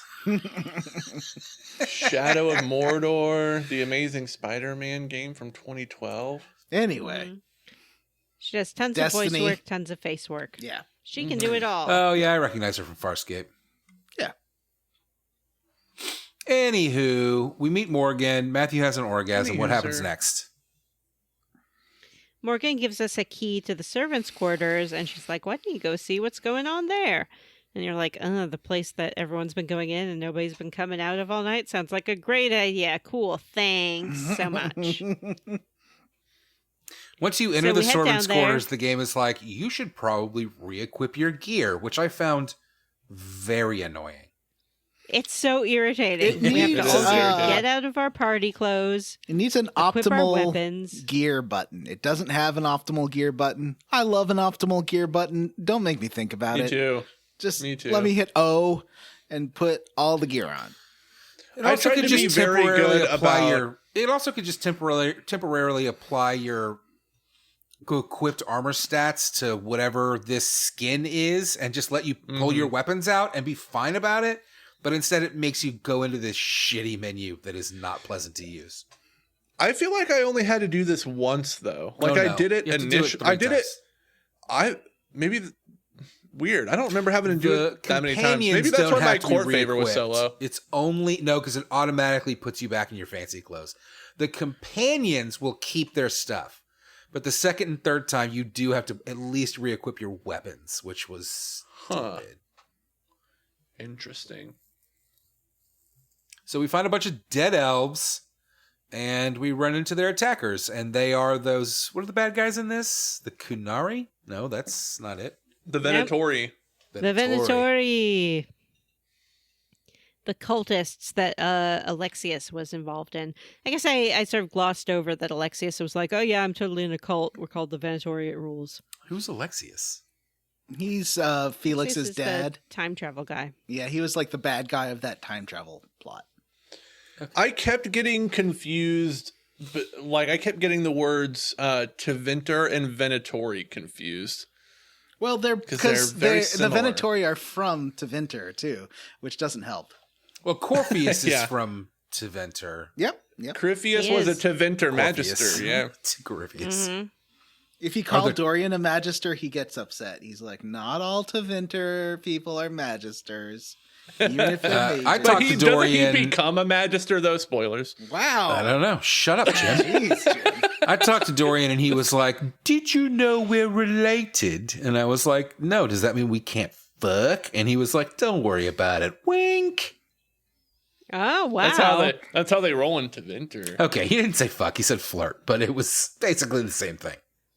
You're Dorian didn't tell me that we were related. Well, I guess we wouldn't an be. elf. I'm I an mean, elf. are you choosing the flirty options with him? Because I am.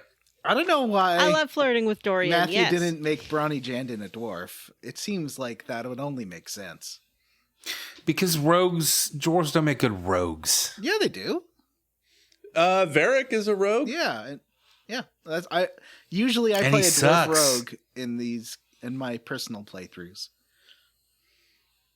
Are you guys upgrading Bianca? Is that a thing that you're doing? I forgot. I don't to. use I need. I to don't go use back and do Varric, that. so I don't worry about it.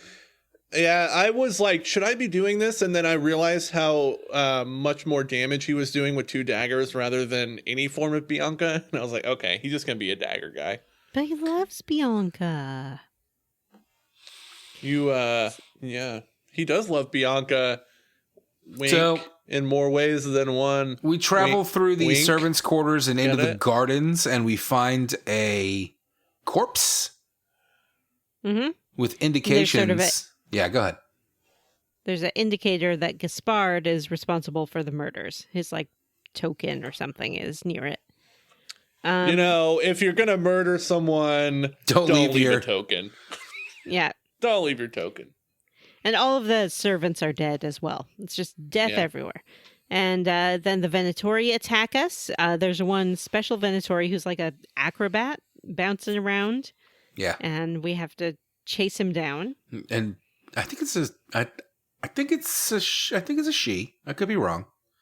Maybe Uh, it's a she. But she definitely is in like a fancy assassin costume. Much Yep. fancier than the rest. So that's how you know that she's the boss. So we're running through, chasing this person down. I took a little side step to visit a vault where you can find an elven locket, which is essential to one of the endings you can get in this quest. Oh wow! There are multiple I did get that, endings. but I didn't use it. We'll talk about how to use it. Yeah, we'll talk about it. shortly. We catch up with the big assassin, kill him. We also meet Briala there. Briala is an elf who is sort of leading like an elven semi-rebellion in Orlais. Mm-hmm. And she's there to talk about ending the civil war, but also advocate for elf rights. Well, but also we've learned that she is a former lover of the Empress. Yeah. And there's some like real nasty stuff there too. Really, the gist of this whole plot is that none of these choices are good. Yeah. None of these people are without sin. Sarah really dislikes Briala. She's like, I bet all the hate, the racial hatred made for some really hot sex with that Empress. She was really pissed off about what I did with Briala. She did not approve. She greatly disapproved. Yeah, me too, because I was like, yeah, I'll help you out. Elf rights. Let's do it. No, I banished her. I was like, all right, we're going to get there. I'm going to exile. Yeah, didn't get to that. But in this conversation, I'm like, yes, I will help you. It's time to return to the ballroom. We can walk past these guards that are hanging out, and they're like, oh man, the Inquisition is so cool. We heard that you fought Archdemon and did all the stuff, and it was amazing. And cheekily, you can be like, oh, Cullen could tell you more about that. He's over in the ballroom. And if you do that, they will leave, and you can search the trophy room and find some more evidence against Gaspard that basically says he hired a bunch of mercenaries to be here tonight. And a bunch of loot. Which, by the way, you robbed this palace. You straight up robbed everything this you place. find. Yeah. You're like, yoink, yoink, yoink, yoink. It's kind of crazy that you're just like, oh, that gold's mine. Oh, these weapons, mine. Okay. Doesn't lose you court favor. No, it doesn't. And as we re-enter the ballroom one more time, we're met by the Grand Duchess, who is Gaspard's sister, Celine's cousin, and closest advisor, and she wants to dance with us. This is a Jim, fun did scene. you dance with her? I did. This is the scene where I lost on my court favor for some reason. I guess everything you said was dumb. Yeah, I guess I was saying dumb stuff, and everyone was like, "This guy is an idiot." By the end of this scene, I had 100 court favor. Me I too. had like 10.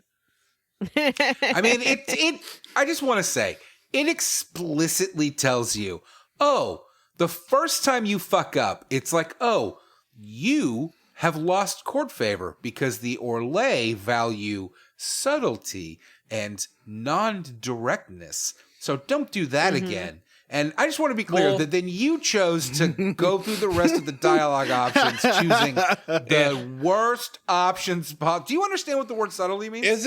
Isn't saying stupid things like one of the vaguest things you can do? No, like just saying.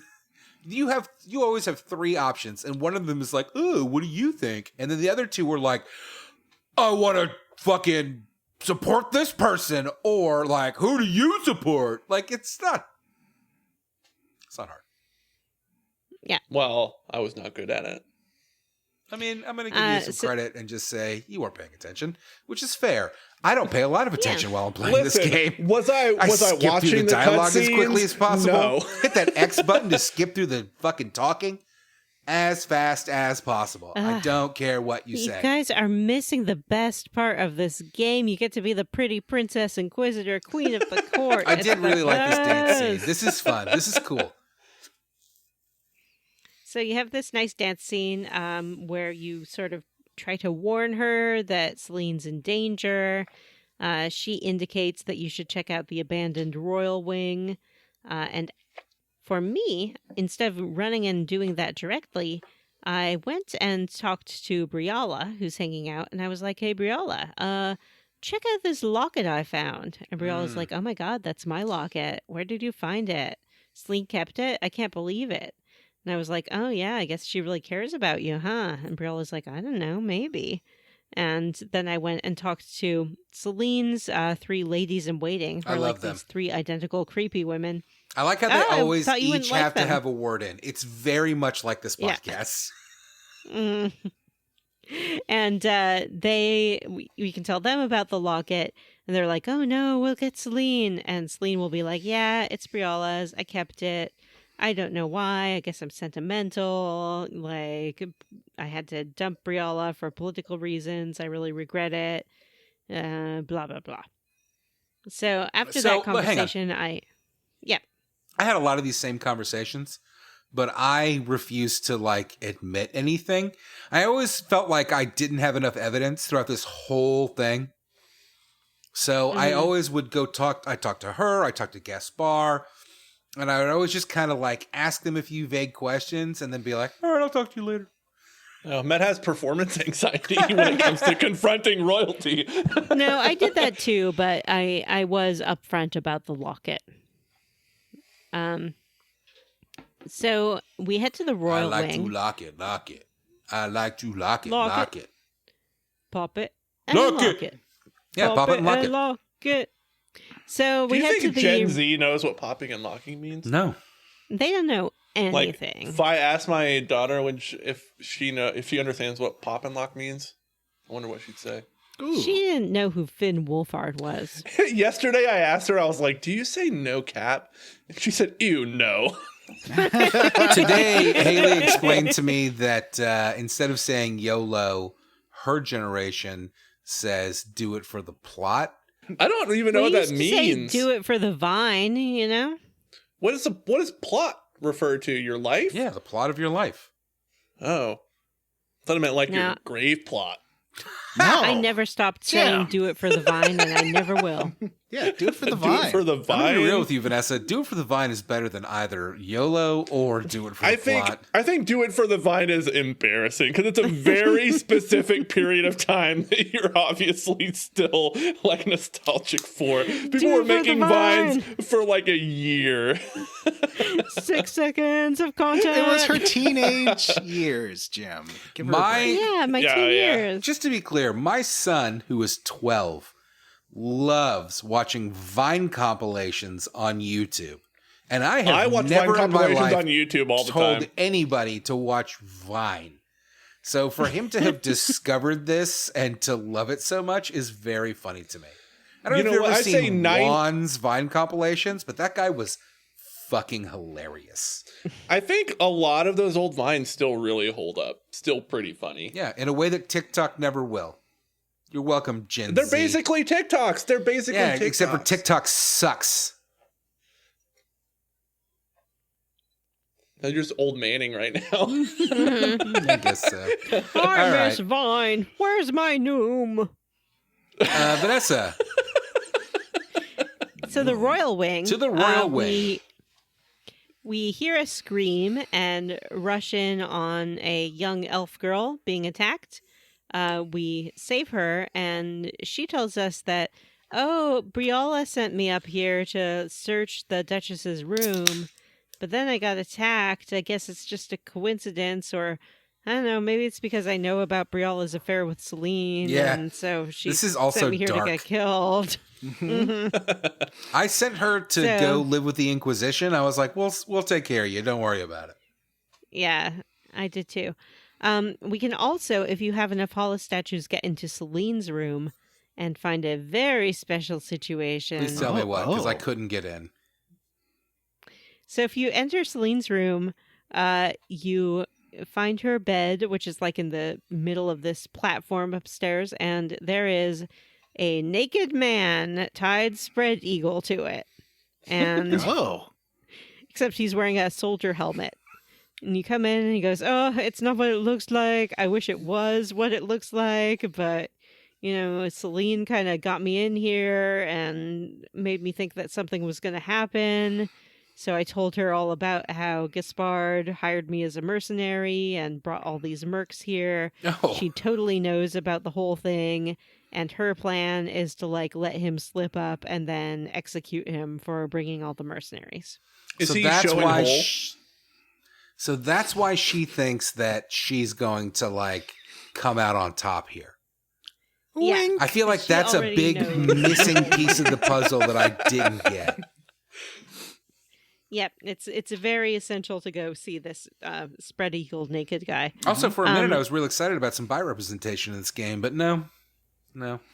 Was it like Austin Powers framing where there was like a vase in front of his cucumber? giant- Yes, exactly. The bedpost is like in the way, so you can't see anything. Oh, you must have been so mad about that. Mhm. Vanessa was loves Digidecks. Furious. I love them. And there's a hot coffee version of this scene.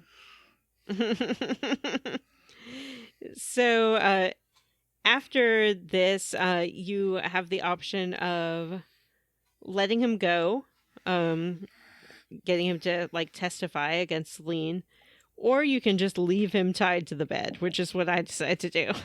I was like, enjoy your evening. Well, you do get another option to find a mercenary to testify against Gaspar, so. Yeah. Well, this guy was going to testify against Celine. Be like, Celine For what? knows this, for basically like setting up Gaspard. Oh, I see. But it's not like he didn't deserve it. Yeah, it's true. So after that, we finally make our way to the courtyard where we're supposed to meet up with one of Gaspard's mercenaries and uncover his whole plot.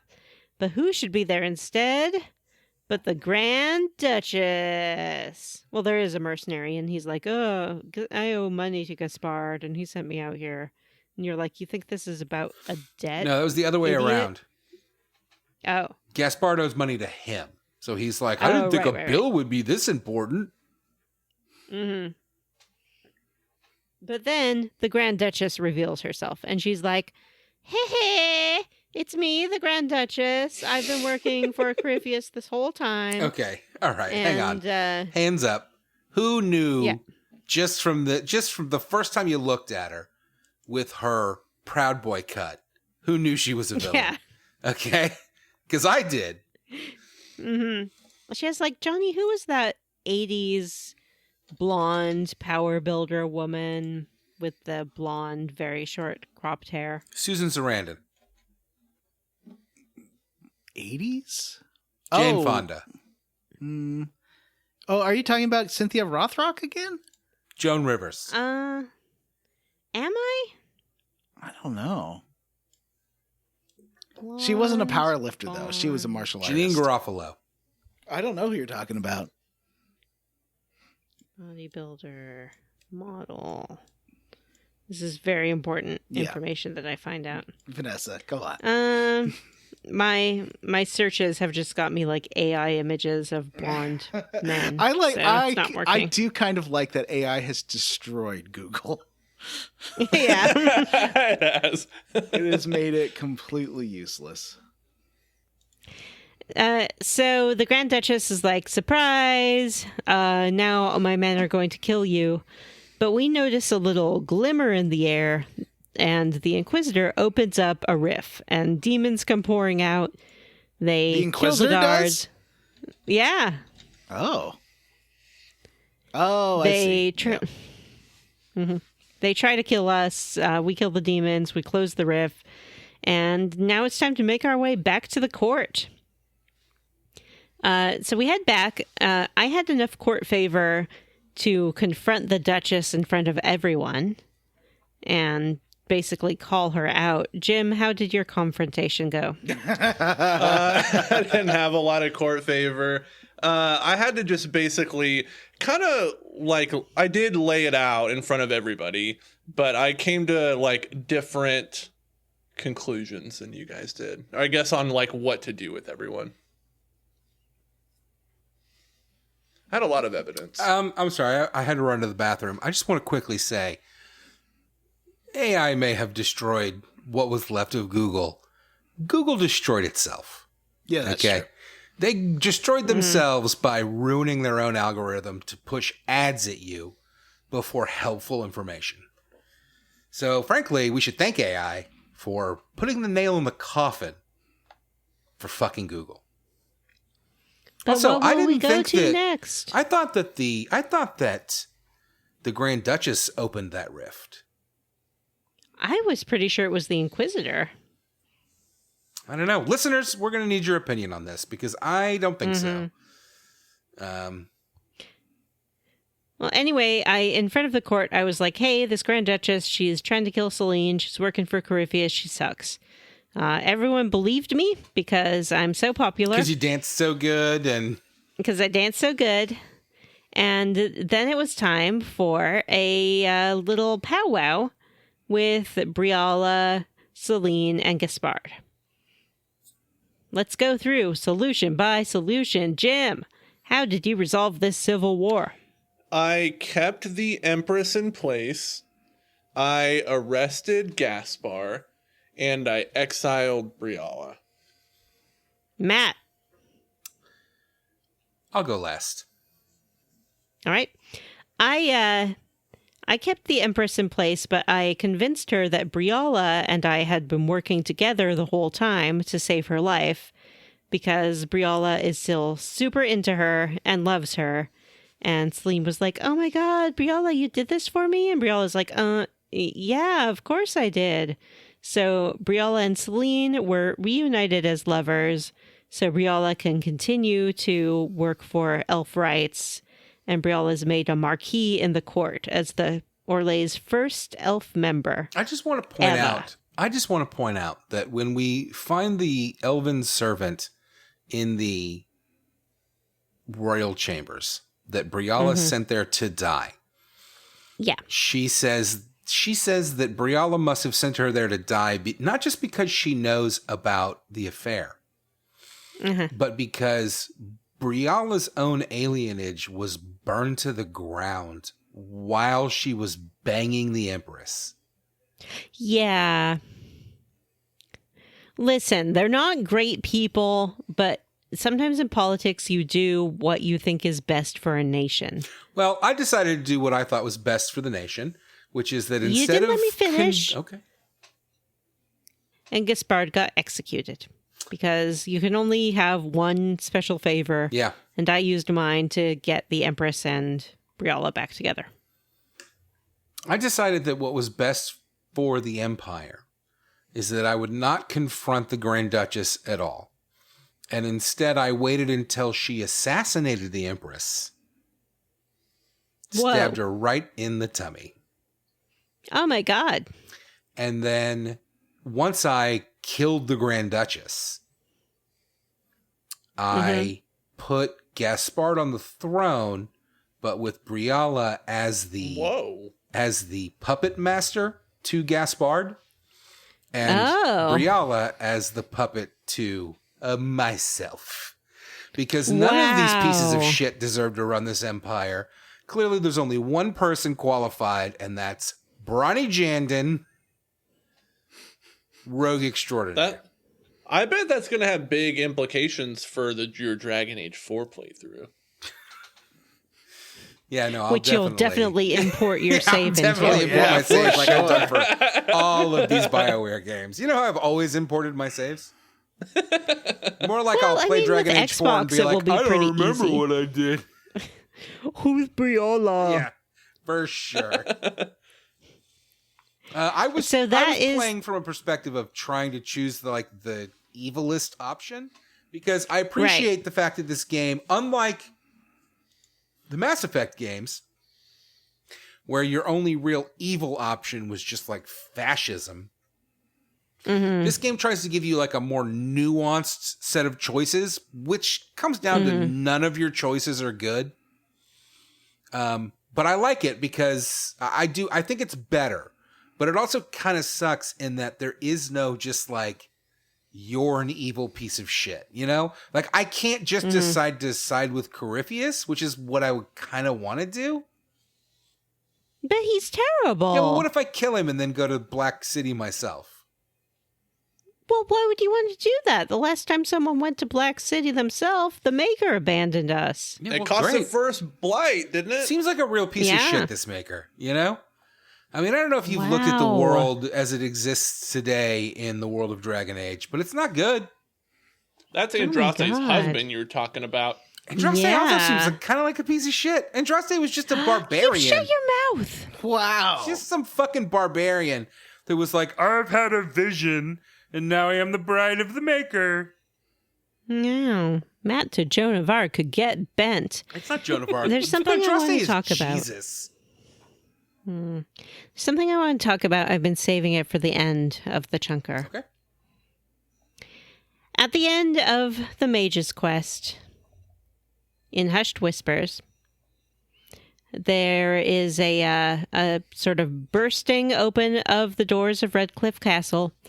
A bunch of soldiers marched in right after I arrested Alexius, and accompanying them was King Alistair of Ferelden.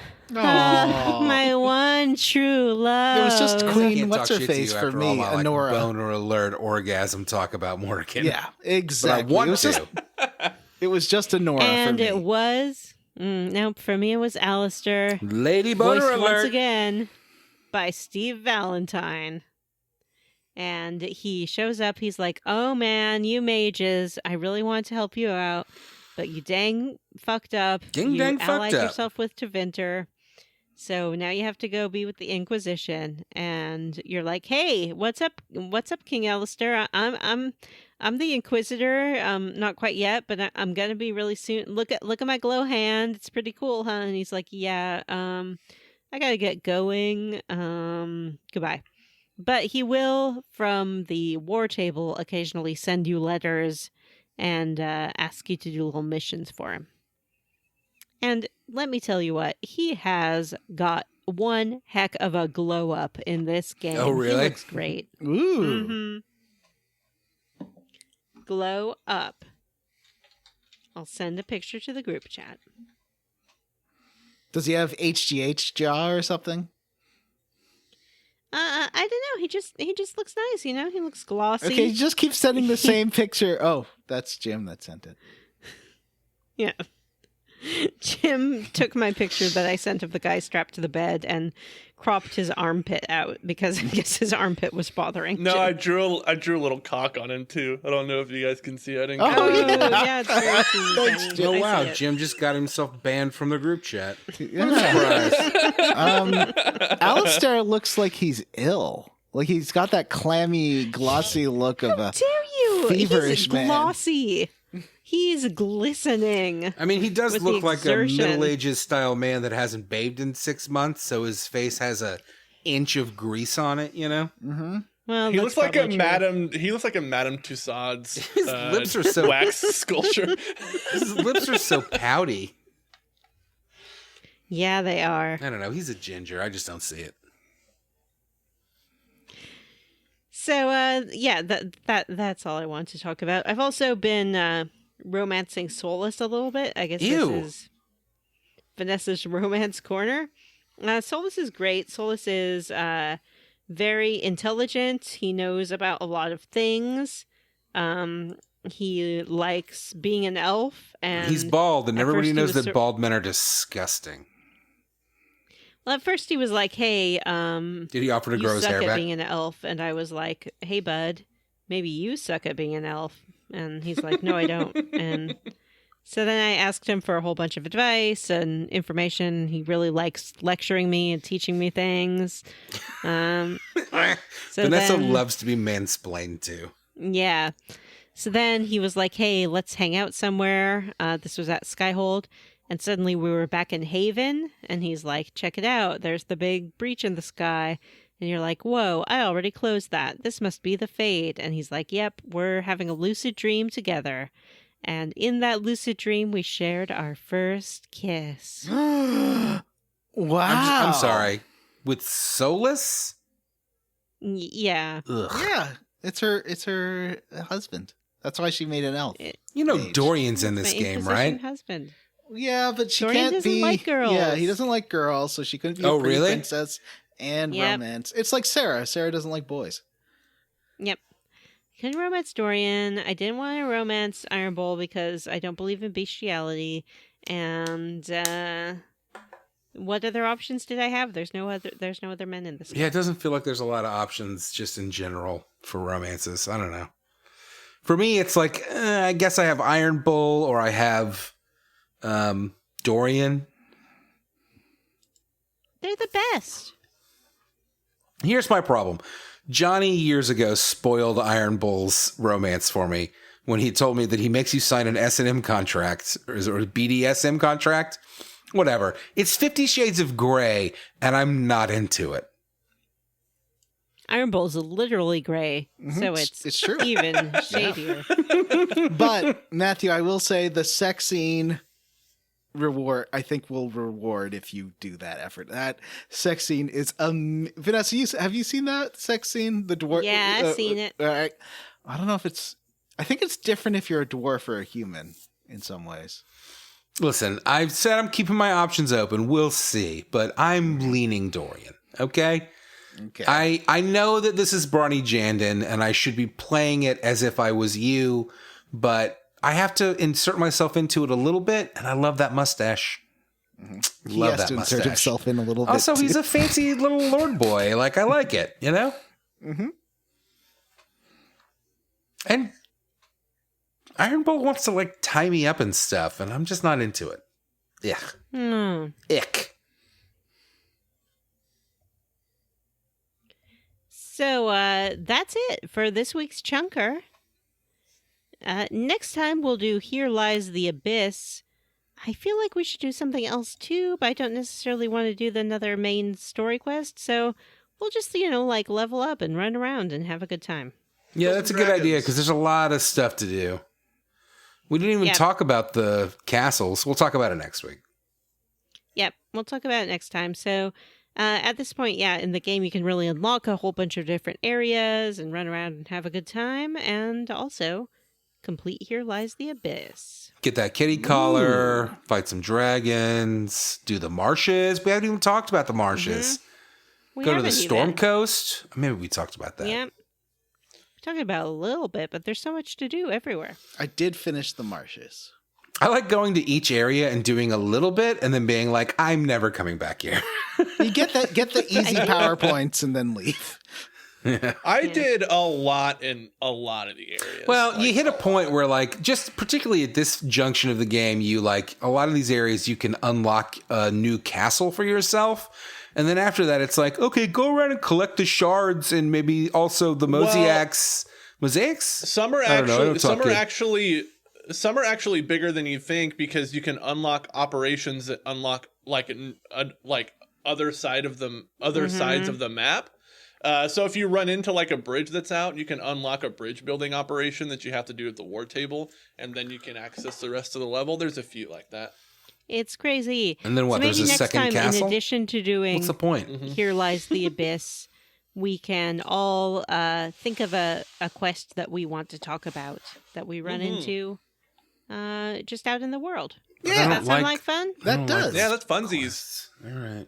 It's funsies. It's funsies. Matt. Funsies. I'm just saying, I In don't the want this season to go into March. You know what I mean? It might. It won't. It won't. It might. Matt, while you're being grumpy, why don't you tell us what you're squarely against? I did not feel like So I did like the final quest here. What was it? Wicked Eyes, Wicked Hearts. Uh-huh. I did like it, but I also felt very pressured in that, like, there's so much to do in this, like, very limited area. And there also seemed to be a timer. So I just felt, kind of. I felt too pressured here. I liked it, and I thought it was like I think it's a great quest, and there's some great stuff. The dance is really fun. The ending, choosing how you want to go is cool. I like that it is very ambiguous, but I also was very stressed while I played it. So kind of in between. What about you, John? I am roundly for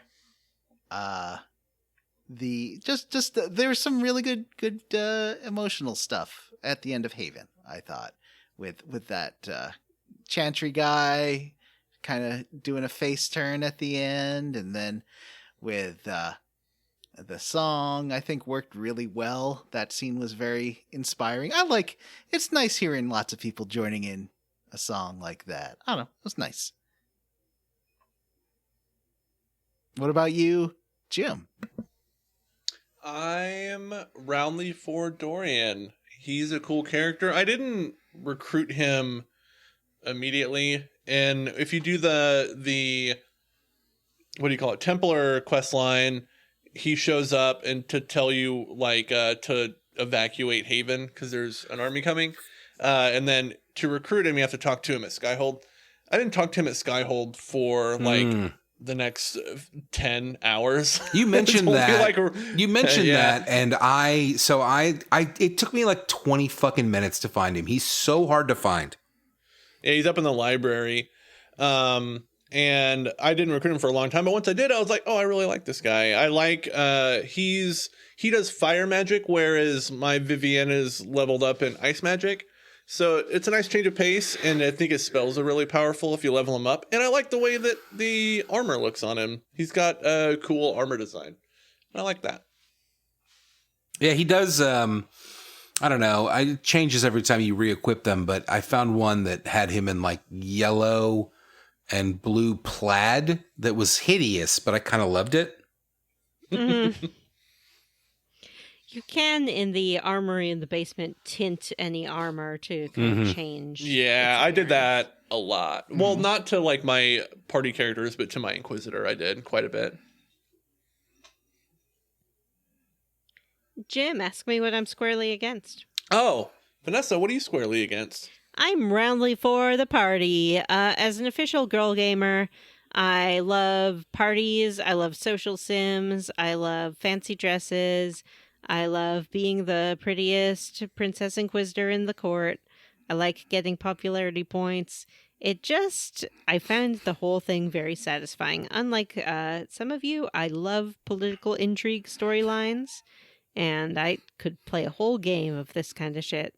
Yeah, I can't think of anything that's done something like this, which is why I think it's a little imperfect, but I think that it's still like really unique and interesting and good. I would love it if in the next game they have more opportunities to kind of shape the world. Oh, they through won't. It'll be politicking. Dragon Age Dreadwolf will definitely be an Elden Ring ripoff. Skyrim? Elden Ring? Yeah. No. Yes. No way. Yeah, 100%. They're not gonna make a Souls game. Out Yeah. of Dragon. I mean, it'll make a shitty Souls No. game. It'll be a bad Souls game, but they'll do it. This is No. a terrible prediction. It's fucking EA. It's not. All they It's do is BioWare. chase. All they do is chase popular things. I don't know where the Dragon same Age is a thing's popular coming thing. from. Yeah, Dragon Age is popular. All right, well, you heard it here first. No. Let's It's going to be the Starfield of BioWare. let's wrap up this episode. Yes, please. It's so late. Look at me, I'm John. I want to go to work. It's midnight. What does that mean? So, no emails this week.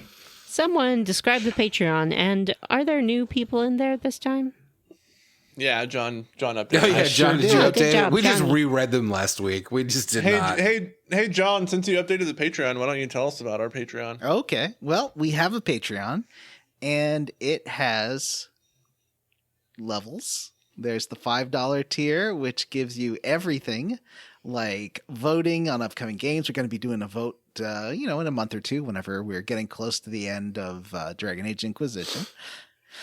And for $3 a month, you get access to every single bonus episode. Every single bonus episode. Every single one. There's no secret tier for some of them.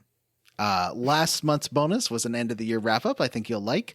Also, no matter what you give, $1, $100. Don't give us $100. Give us $100. Do it. Don't. We read our Patreon's names eventually. It might take us a month or two. We will read your name, so have patience. And we have some Patreon names to read today. You should read them. I'll start. I'm going to start with Justin Ham and Yam. Oh no, explosive diarrhea. T. Bumpkins wishes everyone a happy new year from Tickle Crab Islandu. Mm-hmm. Puck miss you, Tracy. It makes me uncomfortable to hear my name Puck read on the miss you. podcast. Puck Ryan you and miss. Chad Wilson. Yeah, puck you miss, not puck miss you. And I would like to thank Citrusy. Seattle Sounders will host Club World Cup in 2025. Mike Marno, Andy Smith, Jake Dickerson, Justin Rash, Worked Muffin, Jerry Schreffler, Jason Timms, and Chris Parsons. I'd like to thank John B. Quaker Oatman, Vanessa's mom, My Battery is Low, Gage La Charite, Benjamin Hilberg, Zachary Bullet Ant Harbison, David Green. Diamonds are dragon poop. You need to update your name. That's so 2023. Eric Garby and Brian Pitt. And then I made this one too long because I forgot to count. Probably. Yeah, you did. I would like to thank Star Drifter, Frost Terror, Ian Frederick, Sexy's Grandma's Retirement Home, Chris Pinyak, Cameron Shoei, Omaha Zookeeper, Jim. Omaha Zookeeper. Oh, Jim? yeah, that's. Do you want me to continue? No, is that one of your friends? Oh, no. Or Last week I was like, I wonder who that is. Orcus the Great, Soul Wagner, RP Siege, DP 2099, Dwagon Age Inquisition, Arthur A, Magpie Juju, Stephen Paget, Julie, Seth G, Mary, Queen of Scoffs, Sean Walsh, and Tom. Okay, friends, that's it for this episode of Square Roots. If you'd like to send us an email to have read on the air, you can email us at squarerootspodcast@gmail.com. That Facebook group I mentioned earlier is called the Square Roots Podcast Group for smart, cool, very attractive people. Or you can find us on Blue Sky at squarerootspod.bsky.social. Please rate, review, and subscribe on iTunes, Ghana, Apple Podcasts, or wherever you listen to podcasts. Thanks to Stephen Morris for our Square Roots theme. You can find Stephen on Twitter as Beige on Beige and on YouTube. Links for all these, they're in the show notes. All right. For Square Roots, I'm Jim Banks. I'm Matthew Van Zant. I'm Buddy Jadden. I'm Vanessa. Bye. Bye. Whoa, so long.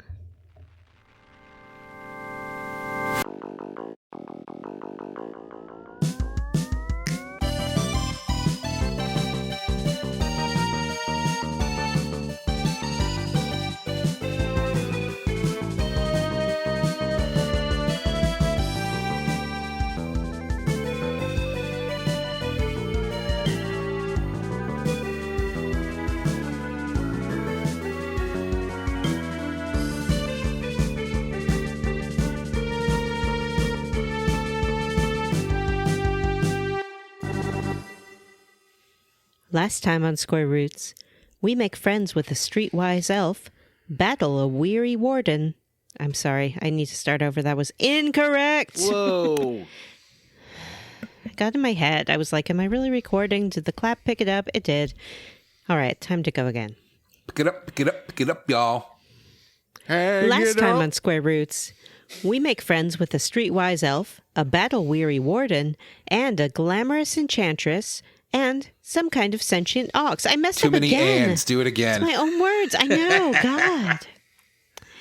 I could have just Last cut time the on and. Square Roots, we make friends with a streetwise elf, a battle-weary warden, a glamorous enchantress, and some kind of sentient ox.